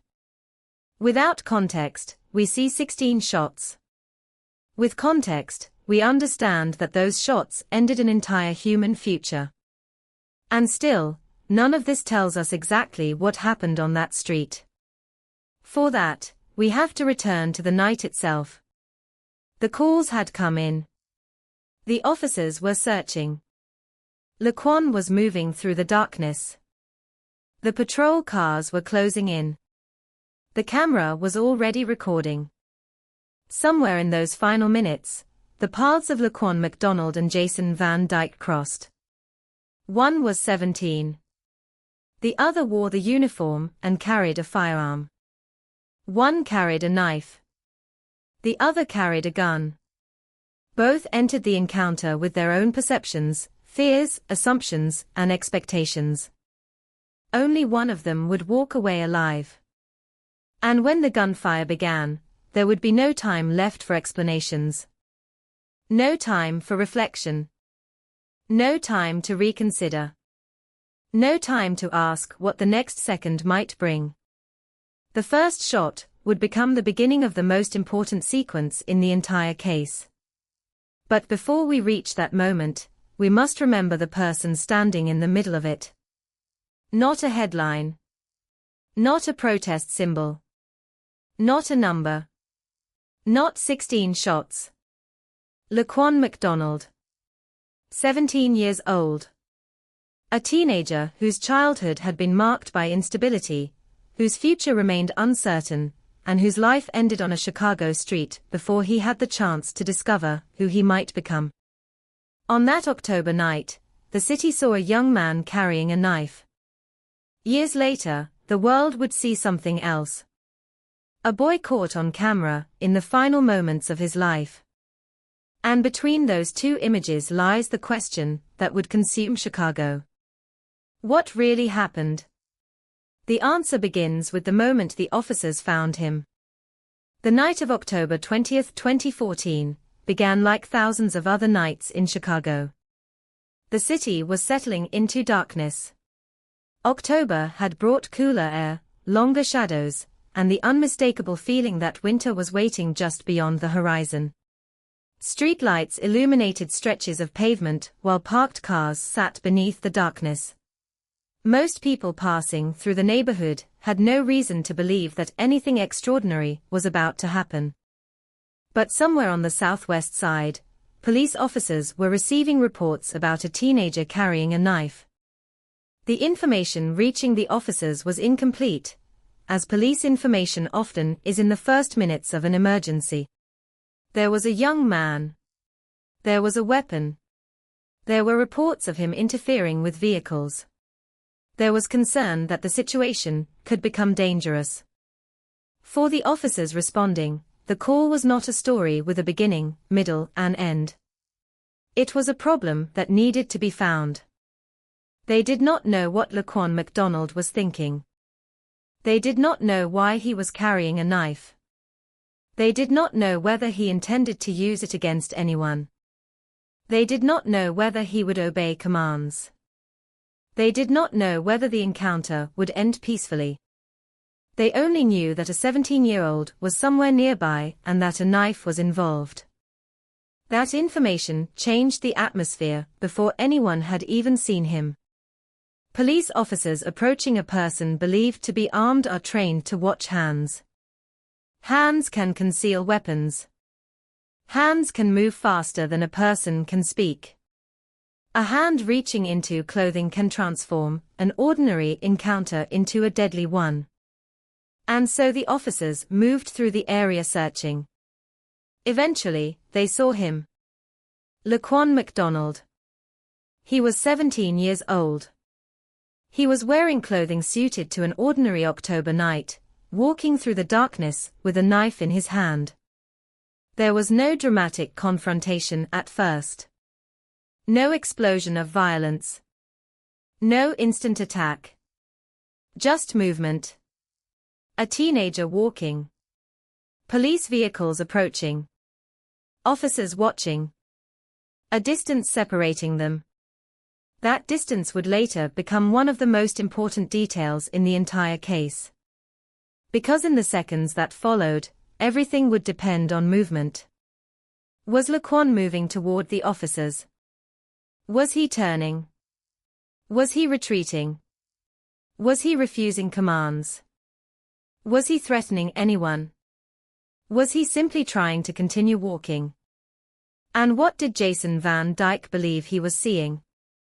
Those questions would eventually be examined frame by frame. But on the street that night, there was no courtroom slowing the moment down. There was no attorney pointing at a screen. There was no expert explaining what one movement meant. There was only a rapidly developing encounter. Jason Van Dyke arrived with other officers. According to his later account, he saw McDonald carrying a knife and believed the teenager represented an imminent danger. Van Dyke would eventually testify that he feared for his life and believed deadly force was necessary. That belief became the foundation of the defense case years later. But at that moment, there was no time for a legal argument. The officers were watching McDonald. McDonald was moving. Commands were being issued. The encounter was becoming more tense. Then Van Dyke drew his weapon. The patrol car camera continued recording. That camera had no idea what it was about to capture. The image was not cinematic. It was distant. The figures were small against the street. There was no close-up of anyone's face. No camera operator moved closer. The camera simply remained fixed on the scene. And then Van Dyke fired. The first shot struck Laquan. He continued moving for a moment. Then another shot. And another. The gunfire did not end immediately. The sequence continued. 16 shots were fired. 16. The number would later become the defining fact of the case. But numbers conceal the human experience inside them. One shot can happen in less than a second. 16 shots create a sequence. A sequence has movement. It has repetition. It has decisions. And that became the central question. At what point did the officer believe he was no longer responding to a threat? Or did he believe the threat remained until the final shot? The video would later show Laquan falling to the ground. And that image would become one of the most disturbing elements of the case. A teenager who moments earlier had been walking was suddenly on the pavement. The encounter that had begun with movement had become a death scene. The gunfire stopped. The street became still again. But the stillness that followed was different from the silence that had existed before. Laquan McDonald was dead. He would never speak again. He would never explain what he had intended to do. He would never tell his family what had been going through his mind. He would never answer questions about the knife. Everything he knew disappeared with him. The officers now had a body on the ground.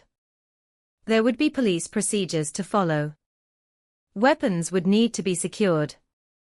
The scene would need to be documented. Statements would have to be taken. Reports would be written. And the machinery of the investigation would begin. But in those first moments, there was another reality. A human being had just been killed. A 17-year-old. The first version of what happened began taking shape almost immediately. According to the account that would later be attributed to Van Dyke, McDonald had presented an immediate threat. The officer maintained that he believed McDonald was moving in a way that made him fear that the knife would be used against him. That explanation mattered. Under American law, police officers are not required to wait until a weapon actually strikes them before using deadly force. The question is whether the officer's belief that deadly force was necessary was reasonable under the circumstances. That principle would eventually become central to the trial. But there was a problem. The camera had been watching. And the camera appeared to show McDonald moving away from the officers when the shooting began. That single detail would eventually change everything. If McDonald had been moving directly toward Van Dyke with a knife, the legal analysis could look very different. If he had been moving away, the question became much harder. Could an officer reasonably believe that a person moving away still represented an imminent deadly threat? And what about the shots fired after McDonald fell? Those questions were not answered that night. They were not answered the next morning. The investigation would take time. The public would wait. But the video remained. Silent. Unseen by the public.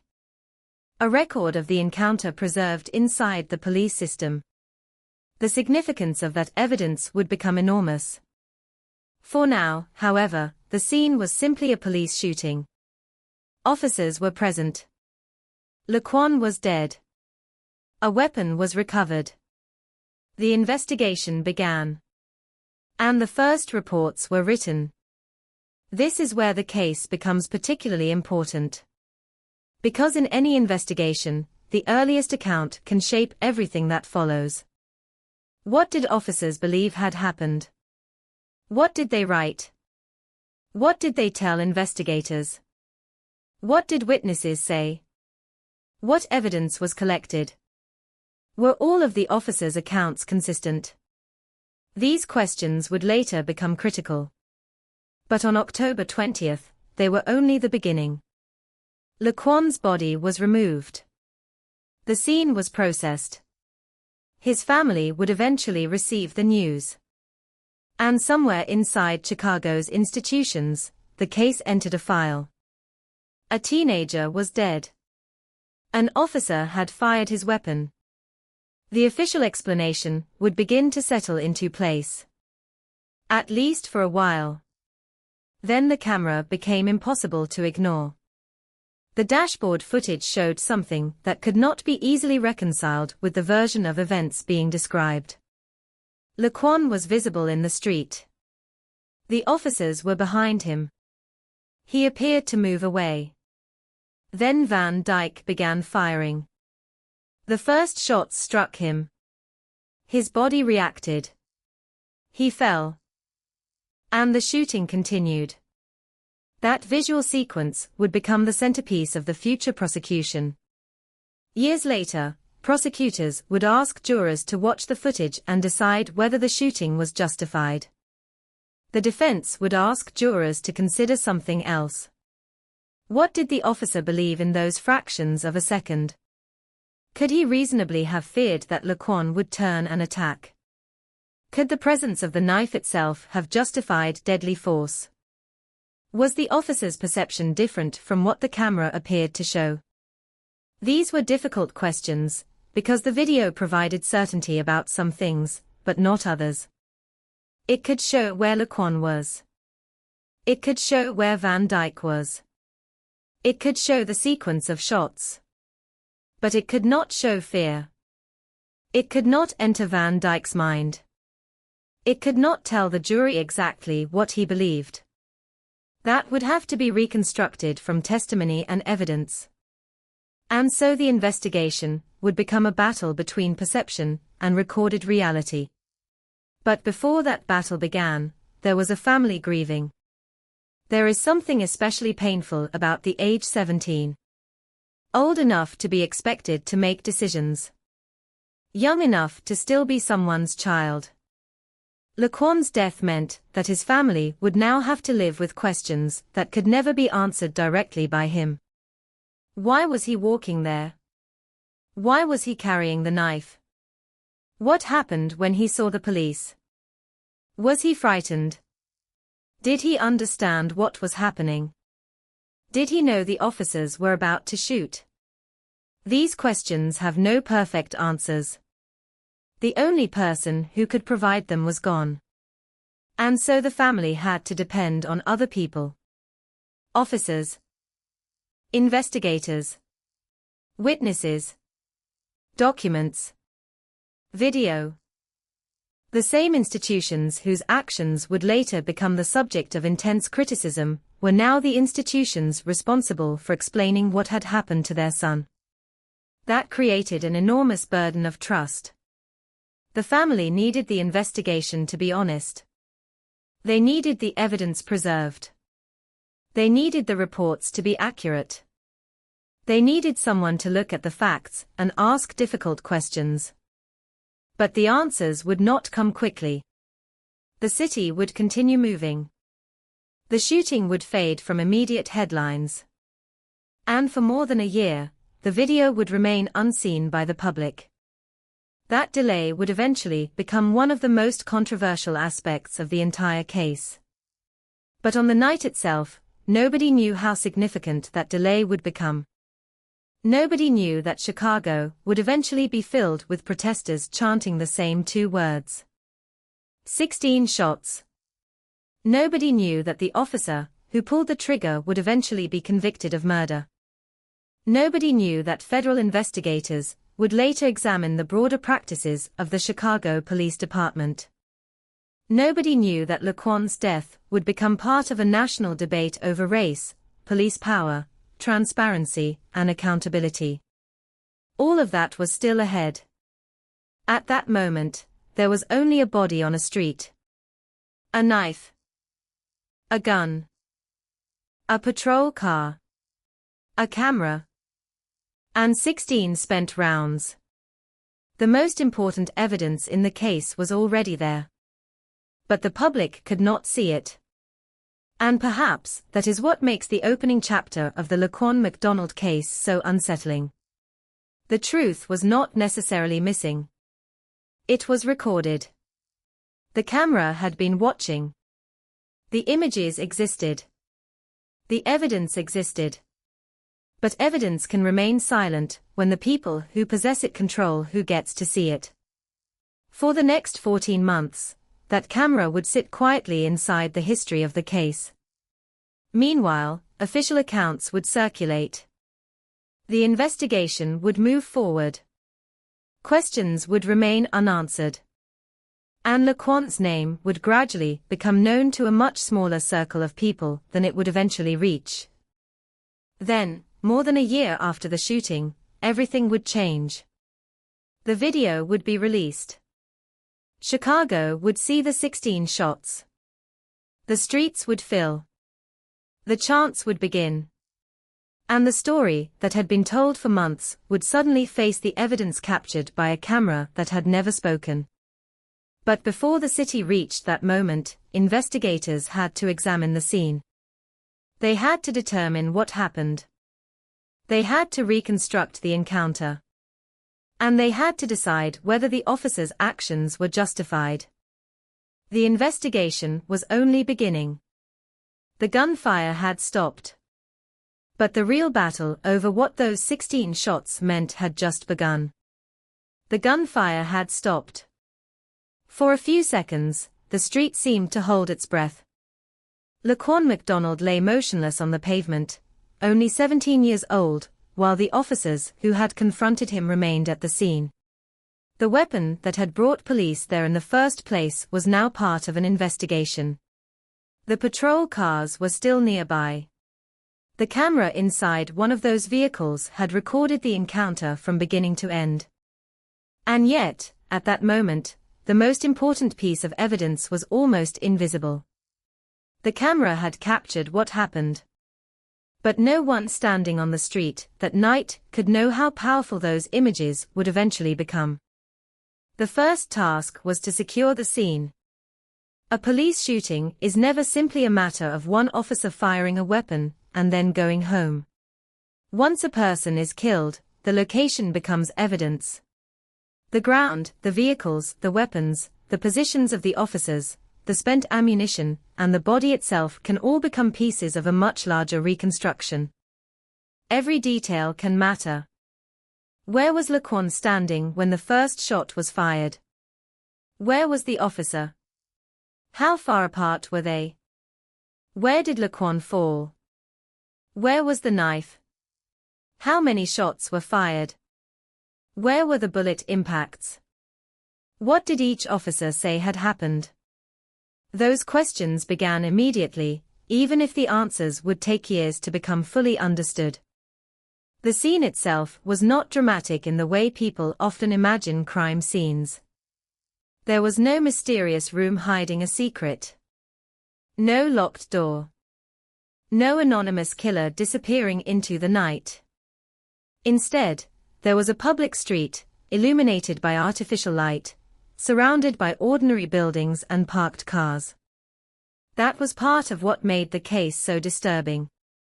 The location looked ordinary. Laquan's death was anything but.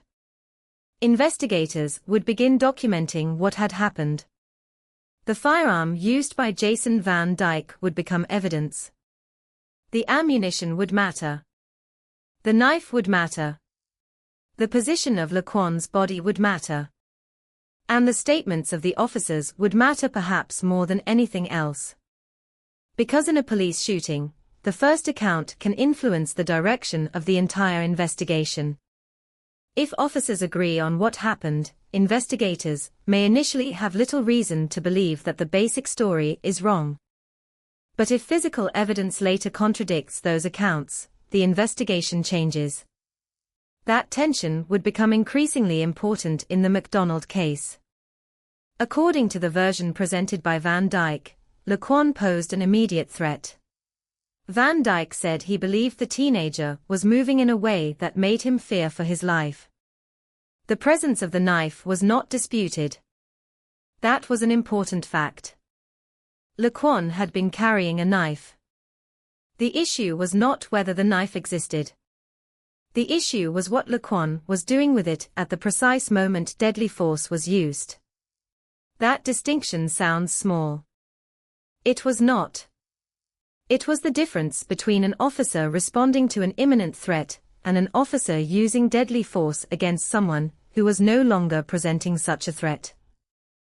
The question would eventually be placed before a jury. But investigators had another problem.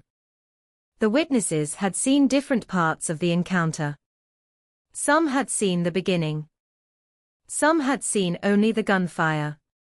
Some may have been too far away to understand what was happening. And the officers themselves were experiencing the event from their own positions.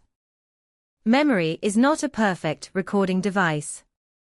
A person can remember the sound of gunfire while forgetting the exact sequence of movement. An officer can genuinely believe someone was advancing even when later video suggests the person was moving in another direction. Fear can compress time. A few seconds can feel longer. A rapidly moving object can appear closer than it really is. And when a firearm is involved, those perceptions can determine whether someone lives or dies. That is why the dashboard camera would become so important. The camera did not have fear. It did not have memory. It did not have an emotional interpretation of what it saw. It simply recorded. The footage would eventually provide investigators and prosecutors with something they could return to again and again. Frame by frame. Second by second. The position of Laquan. The position of the officers. The beginning of the shooting. The fall. The additional shots. The end. But the footage did not immediately become public. That fact would later become a major source of anger. At the time, however, the investigation continued through more conventional methods. Reports were collected. Officers were interviewed. Evidence was examined. The death was classified and processed through the criminal justice system. Laquan's family waited for information. And the official story began to take shape. This is where the case entered its most uncomfortable territory. Because the public did not yet have the video. They had words. And words can be powerful. A police report can sound authoritative. It can contain precise language. It can describe a suspect's actions in a way that appears objective. But a report is still an account written by someone. It is not the event itself. The event had happened once. The report described it afterward. The distinction would become critical. As investigators examined the shooting, the central issue remained whether Van Dyke's use of deadly force was justified. Under Illinois law and constitutional standards, an officer can use deadly force when he reasonably believes it is necessary to prevent death or great bodily harm to himself or another person. The presence of a knife alone does not automatically answer that question. The circumstances matter. Distance matters. Movement matters. The behavior of the person holding the weapon matters. The officer's perception matters. And the timing of the force matters. The shooting, therefore, could not be understood simply by saying that Laquan had a knife. Investigators needed to determine what happened in the seconds immediately before the first shot. That was the heart of the case. And then there was the number. 16. 16 rounds fired by one officer. The number immediately demanded attention.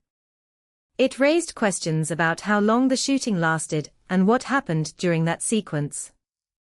If the first shots were fired because Van Dyke believed Laquan was attacking, what happened after Laquan fell? Did the threat continue?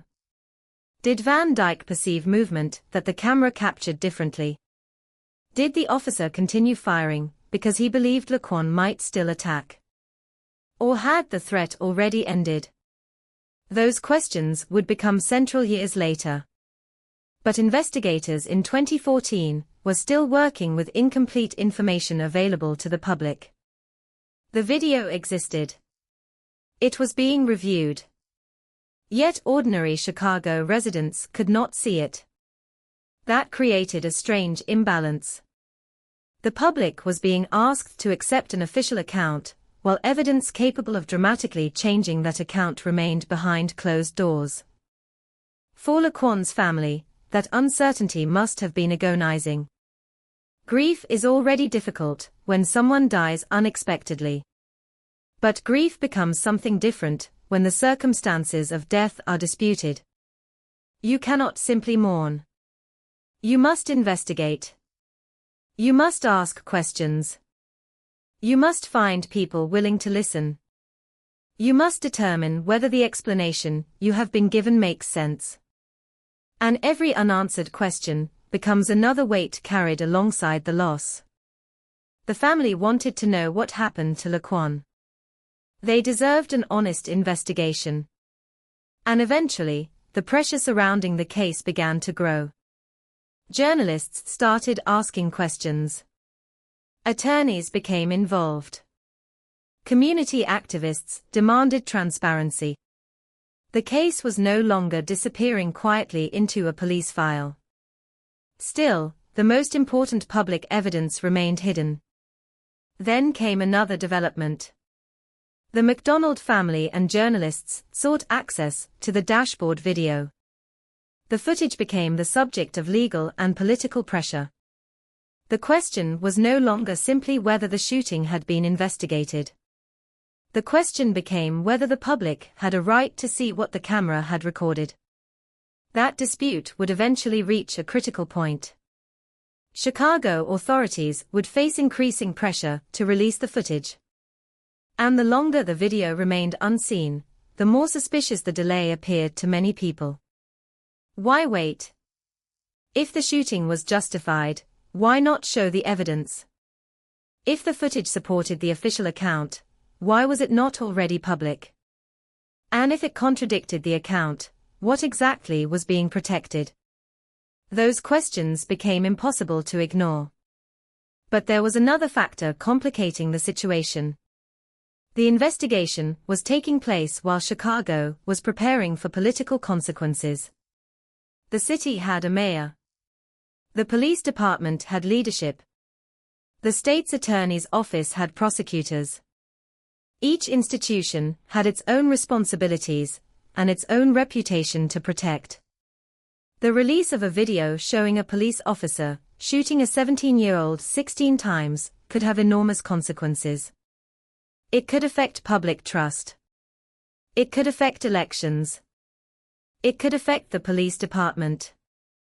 It could trigger protests. It could lead to criminal charges.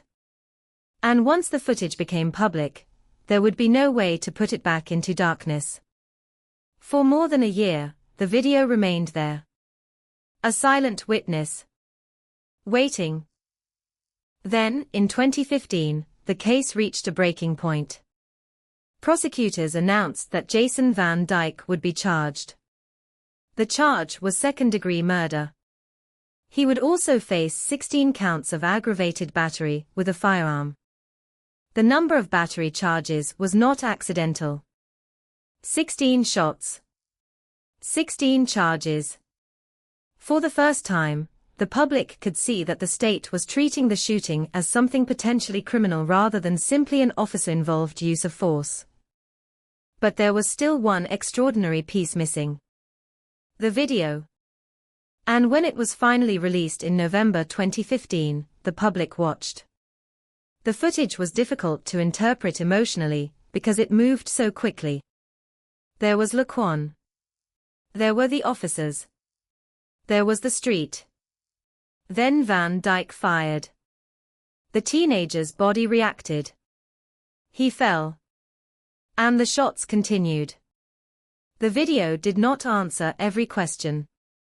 But it destroyed the idea that the public had to rely solely on descriptions. Now people could see. They could form their own impressions. They could rewind. They could watch again. They could count. 1, 2, 3, 4. The sequence continued. 16. The city erupted. Demonstrators filled the streets. The words appeared everywhere. 16 shots. The number that had once existed only inside an investigation became a symbol of public anger. But beneath the protests was a deeper realization. The story of Laquan McDonald was no longer just about what happened on one Chicago street. It was about what happened afterward. It was about why the public had waited so long.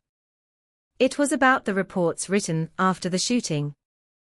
It was about whether officers had accurately described what they saw. It was about whether the system designed to investigate police shootings could honestly investigate itself. And it was about whether justice was possible when the people being investigated belonged to the same institution responsible for protecting the evidence. The camera had given the public an image. Now investigators had to explain it. That would prove far more difficult than simply pressing play. Because the image raised a question that would follow the case all the way into the courtroom.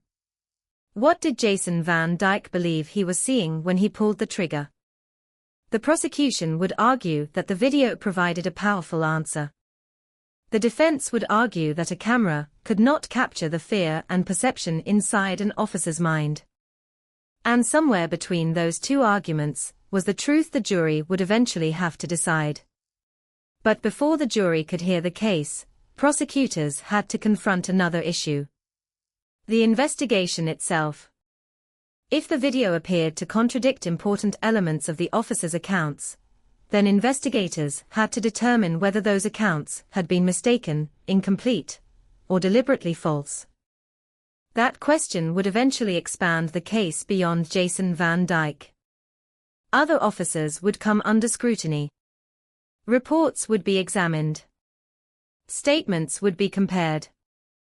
The shooting would become part of a much larger investigation into the culture and practices of the Chicago Police Department. The first clues had been found on the street. The knife, the gun, the bullet casings, the patrol car footage, the body. But the most important clues were no longer physical. They were contradictions. And contradictions have a way of growing. One inconsistency leads to another. One unanswered question creates another. Soon, investigators would have to look beyond the 16 shots and ask a more uncomfortable question. Had the official version of Laquan McDonald's death been accurate from the beginning? Or had the truth been altered before the public ever had a chance to see it? The answer would take years to fully emerge. And when it did, the case would become much larger than one officer and one teenager. It would become a story about a system under pressure, a city demanding answers, and a camera that had quietly recorded the moment when the official narrative and the visible evidence began to collide. For more than a year, the death of Laquan McDonald existed in two different worlds. In one world, there was the official record. There were police reports, statements, investigative files, and explanations describing a dangerous encounter with a teenager carrying a knife. In the other world, there was a silent video stored inside the machinery of the Chicago Police Department. The two worlds would eventually collide. But before that happened, investigators had to decide what they believed. The first challenge was simple to describe and difficult to solve. What exactly happened during the final seconds of Laquan's life? The answer depended on details that could change in less than a second. Where was Laquan standing? Where was Jason Van Dyke? How quickly was Laquan moving? How far apart were they? Was Laquan turning toward the officers? Was he walking away? What did the knife mean in that moment? And after the first shot struck him, was there still an immediate threat? These questions were not philosophical. They determined whether the shooting was a justified use of deadly force, or a criminal act. At the center of the investigation was Van Dyke's account. He maintained that he feared for his life. From his perspective, the knife made the encounter dangerous. He believed Laquan was capable of attacking him, and that deadly force was necessary to protect himself. That explanation had legal weight. Police officers do not have to wait until a knife enters their body before defending themselves. An officer can respond to a threat based on a reasonable perception that serious injury or death is about to occur. But reasonable perception has to be judged against the circumstances. And the circumstances were recorded. The dashboard camera became the investigator's silent witness. When the footage was examined, one detail stood out. Laquan appeared to be moving away from the officers when Van Dyke began shooting. That image created a problem for the original narrative. If Laquan had been charging directly toward Van Dyke, the defense could argue that the shooting was an immediate response to an approaching threat. But if he was moving away, the prosecution could argue that the danger described by the officer was not supported by what the camera showed. Then came the sequence after Laquan fell. The teenager was no longer upright. He was on the ground. Yet the shooting continued. That detail transformed the investigation. It was no longer enough to ask why Van Dyke fired the first shot. Investigators had to ask why he continued firing. The difference between those two questions was enormous. A person can make one decision in a moment of panic. But 16 shots create a sequence of decisions, even if that sequence unfolds in only a few seconds. The investigators began reconstructing the encounter through every available piece of evidence.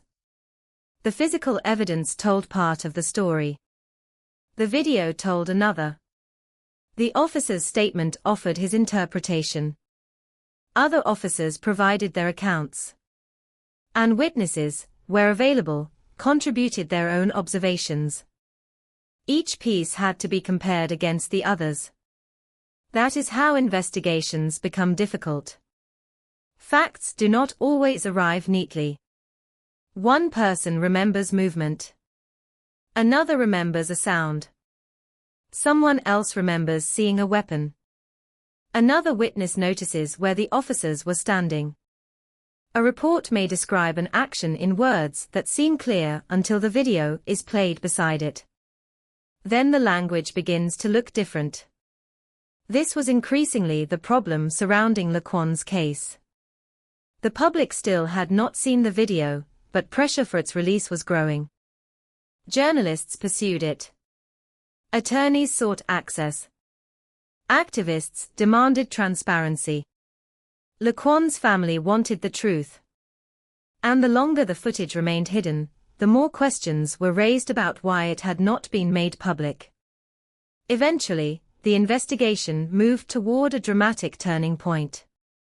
Jason Van Dyke was charged with second-degree murder and 16 counts of aggravated battery with a firearm. For the first time, the state was formally saying that the shooting might not have been justified. The charges changed the case. But they did not settle it. Van Dyke remained entitled to defend himself. His attorneys would argue that he had acted because he believed Laquan presented an imminent threat. The prosecution would argue that the evidence demonstrated something very different. And then the video was released. Chicago watched. The footage spread across television networks and the internet. People who had known nothing about the case suddenly knew the number. 16. The release triggered protests throughout the city. But the demonstrations were about more than the shooting itself. They were also about the delay. For many people, the question was no longer simply, why did the officer shoot? It became, why did we have to wait so long to see what happened? That question turned the investigation toward the institutions involved. Who had access to the footage? Who had reviewed it? Who had decided when it would be released? And what did officials know before the public knew? As journalists and investigators began examining the case more deeply, attention turned toward the reports filed by officers at the scene. This was where the investigation began to expand. If the video showed Laquan moving away, but reports described his actions in a way that suggested a more direct threat, investigators had to determine why. Were the officers mistaken? Had they misunderstood the movement? Had fear affected their memories? Or had some statements deliberately described events that were not supported by the evidence? Those possibilities were very different. A genuine mistake might indicate poor perception or inadequate training. A deliberate false statement could indicate something much more serious. It could suggest that officers were attempting to protect one another. That possibility would become one of the darkest aspects of the case. The investigation began to look beyond the shooter. Other officers became part of the story. Their reports were scrutinized. Their statements were compared with the video. Investigators examined what they had said about Laquan's movements and the circumstances leading to the shooting. The case was becoming less about one moment and more about what happened after that moment. That distinction mattered. Because a police department is not only judged by how its officers act during a crisis. It is also judged by what happens afterward. If an officer uses force, the department must investigate. If the investigation reveals contradictions, those contradictions must be examined. If evidence challenges an officer's account, investigators must follow the evidence. And if the system instead protects its own, public trust begins to disappear. That was the larger issue now emerging in Chicago. The McDonald case was becoming a test of institutional accountability. Meanwhile, Laquan's family was watching the case move through an increasingly complicated legal process. The video had finally shown them what happened, but seeing the death of a loved one is not the same as understanding it. The footage answered some questions. It created others. And it forced the family to confront images that could never be unseen. For the public, the video lasted only moments. For the family, those moments could become permanent. Every replay carried the knowledge that the teenager on the pavement was their son. As the investigation continued, the case attracted national attention. Laquan's name became part of the growing American debate over police use of force. But Chicago faced a more specific question. Could the city's justice system investigate its own police department honestly? The answer would not come from a protest sign or a press conference. It would have to come through evidence. And the evidence was beginning to accumulate. The physical scene. The video. The officer's testimony. The reports. The statements of other officers. The timeline. The charges. Piece by piece, the case was being reconstructed. The most important evidence remained the video, because it provided something that memories could not. A fixed reference point. Investigators could return to the same frame repeatedly. They could slow the footage. They could compare it against statements. They could ask witnesses to explain what they remembered. They could ask officers to explain what they believed was happening. And every time they did, the same uncomfortable question remained. Why was Laquan shot 16 times? The answer would ultimately depend on whether the jury believed that Van Dyke's fear was reasonable. But before that could happen, another battle was taking place outside the courtroom. The battle over the integrity of the investigation itself. 3 Chicago police officers would eventually face charges connected to allegations that they had provided false or misleading information about the shooting. That development transformed the case once again. Now there were 2 questions. Was the shooting itself criminal? And had the system attempted to conceal or distort what happened? Those questions were connected. If the official reports were inaccurate, then the investigation into the shooting had been compromised from the beginning. And if the investigation had been compromised, the public had even more reason to distrust the original account. The case had started with a teenager and a police officer. Now it was becoming a story about an entire institution. That was the moment when Laquan McDonald's death became larger than the street where he was killed.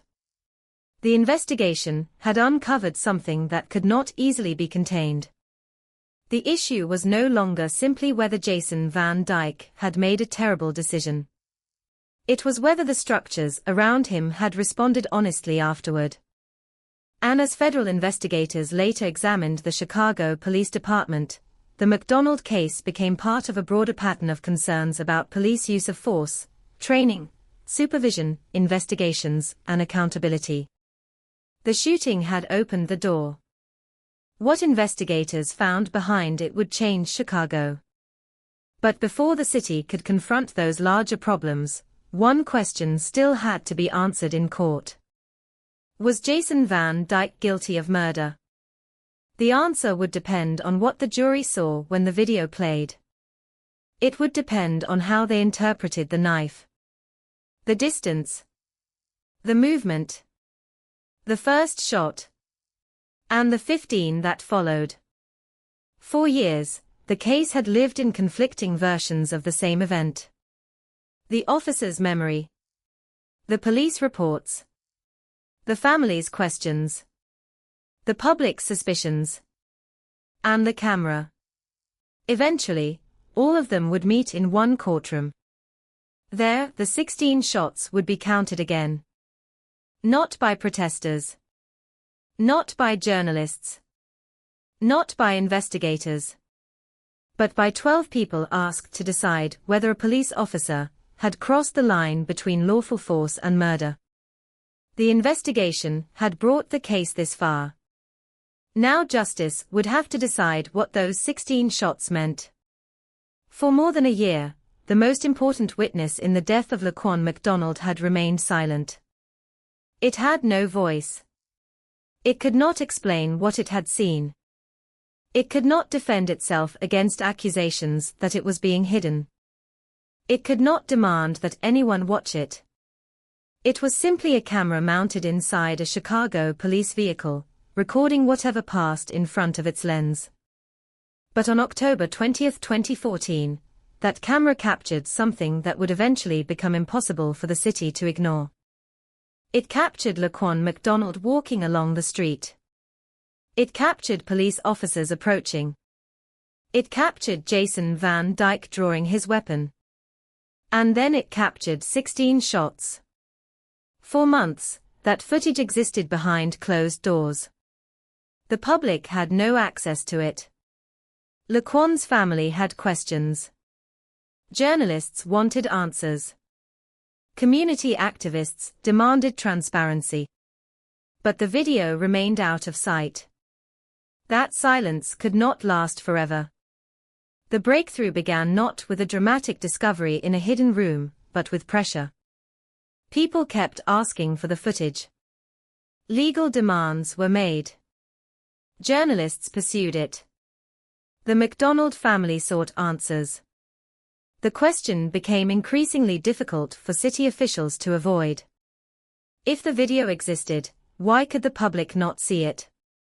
The longer the answer remained unclear, the more suspicion grew. And then another event changed the landscape. The state's attorney's office moved against Jason Van Dyke. He was charged with second-degree murder and 16 counts of aggravated battery with a firearm.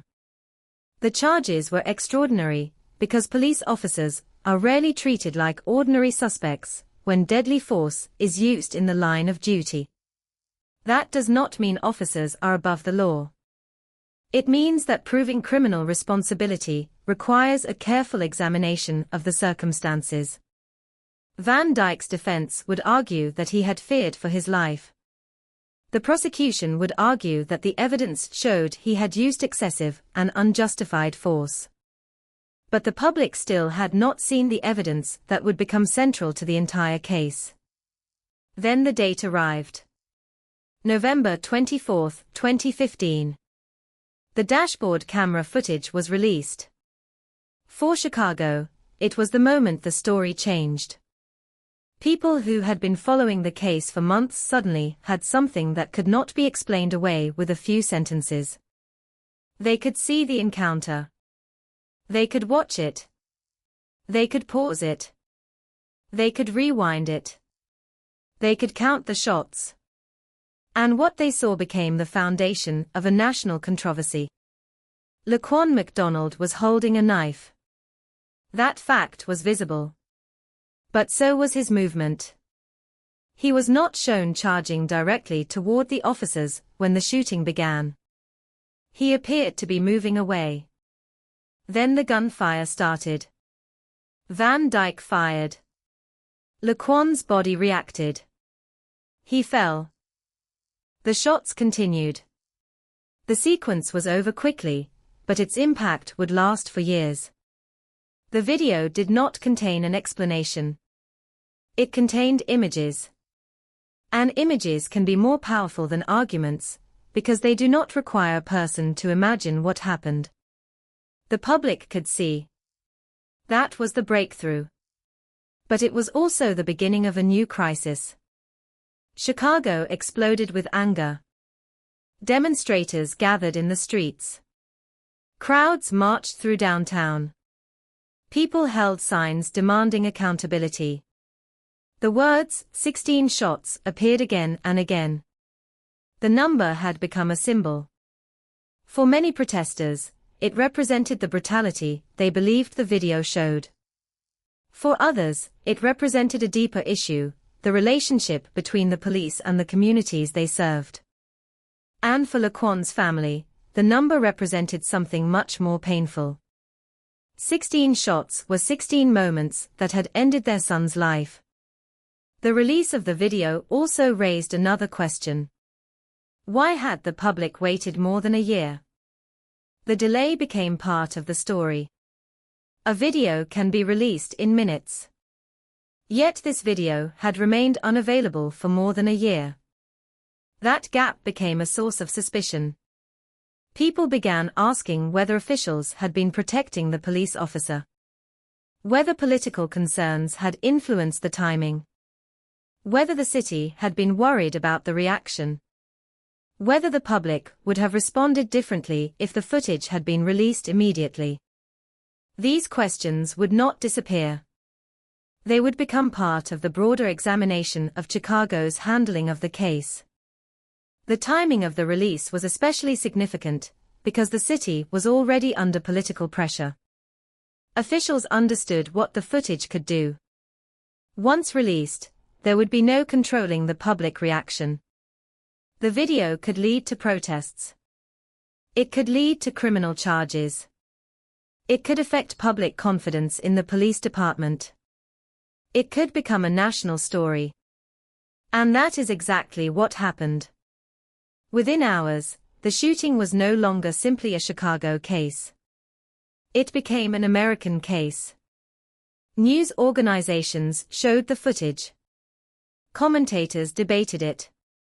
Activists organized demonstrations. People across the country learned the name Laquan McDonald. The 17-year-old, who had been almost unknown outside Chicago, became a symbol of the national debate over police violence. But the video also created a new problem for prosecutors.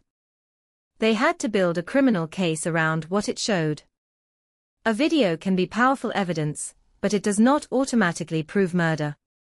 The prosecution still had to establish the elements of the crime. They had to explain why the shooting was unlawful. They had to confront the defense argument that Van Dyke believed he was facing an imminent threat. They had to prove that his actions crossed the line from justified police force into criminal conduct. The defense, meanwhile, had an obvious strategy.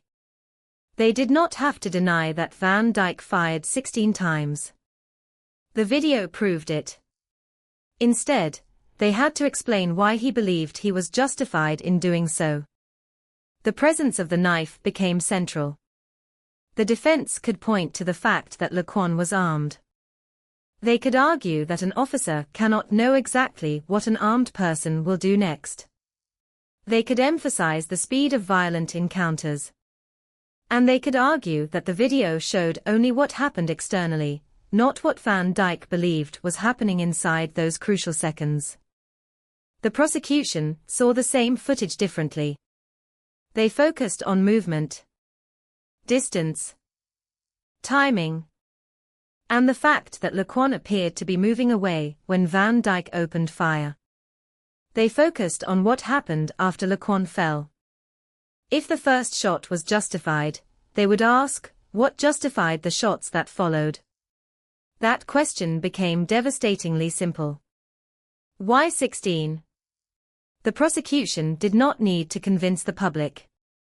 They needed to convince a jury. And the jury would eventually be asked to watch the same video that had already changed Chicago. But first, investigators had to examine what happened after the shooting.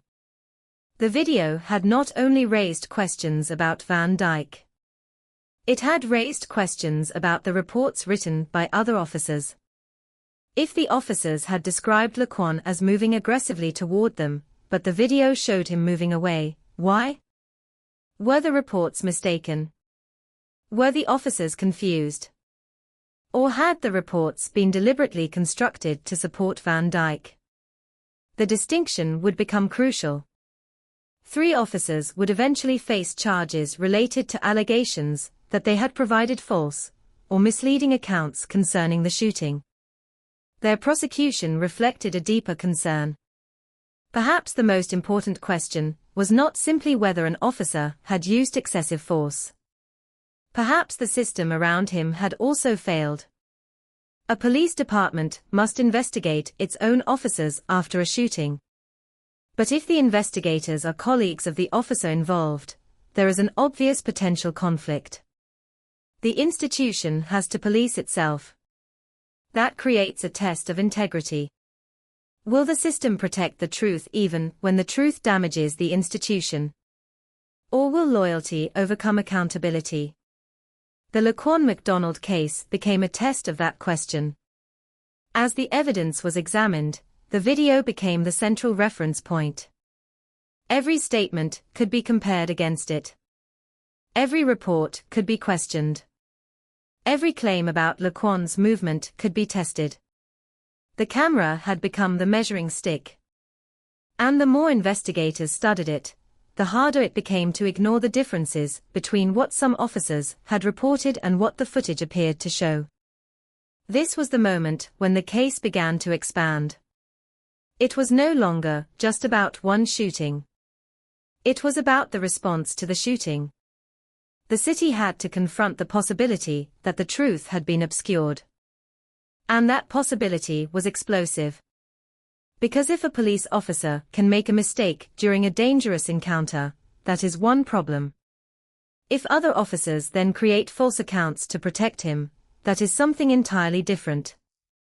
It suggests a culture.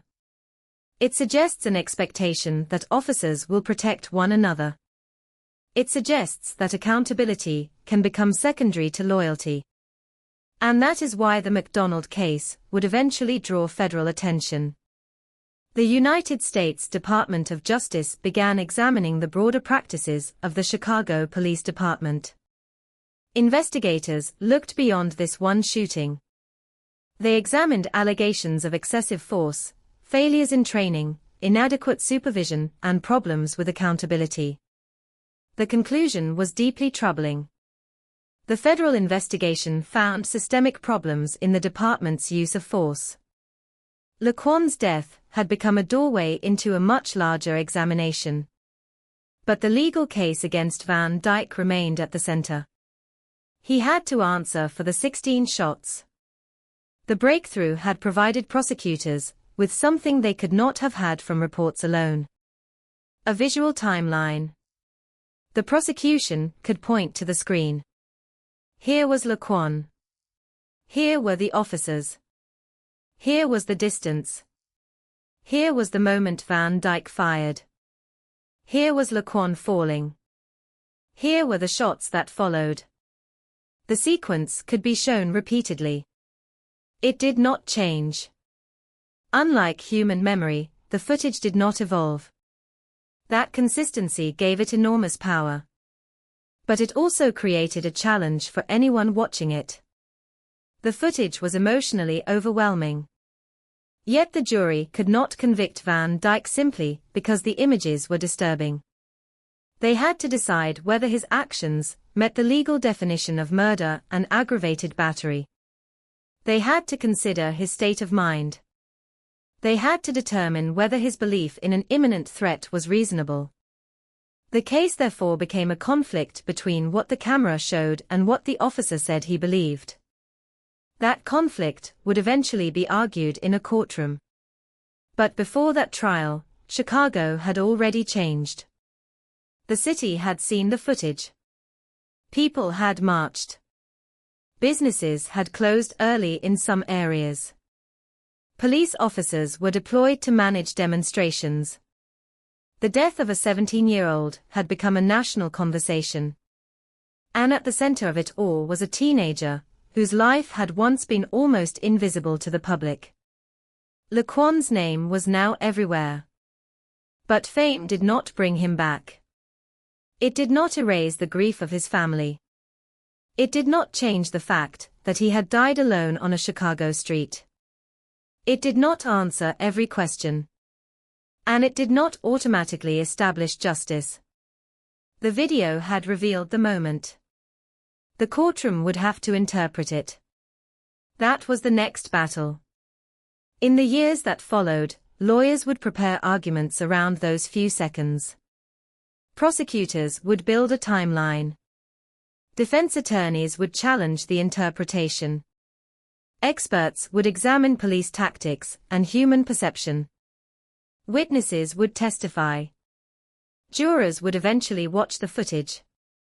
And Jason Van Dyke would have to sit in a courtroom while the final moments of the teenager he had killed were shown again and again. The breakthrough had not solved the case. It had only made the central question impossible to escape. Was Laquan McDonald an imminent deadly threat when Jason Van Dyke began firing? Or had the officer crossed a line that the law could not permit? And if the shooting was unjustified, what did 16 shots say about the decisions made in those final seconds? The answers would come in court. But before the jury heard them, Chicago had already reached its own emotional conclusion. The protests had made that clear. The chants had made it clear. The photographs of Laquan carried through the streets had made it clear. People were demanding something that the video alone could not provide. Accountability. For more than a year, the camera had been silent. Now it had spoken without saying a word. And its message had changed everything. The case would never again be defined only by an officer's report. The public had seen the footage. The prosecutors had the evidence. The defense had its argument. The investigation had expanded. And the courtroom was waiting. Soon, 12 jurors would be asked to sit in judgment of the 16 shots. They would not be deciding whether the video was disturbing. They would be deciding whether the law had been broken. And when they finally reached their decision, the history of Chicago policing would be changed forever.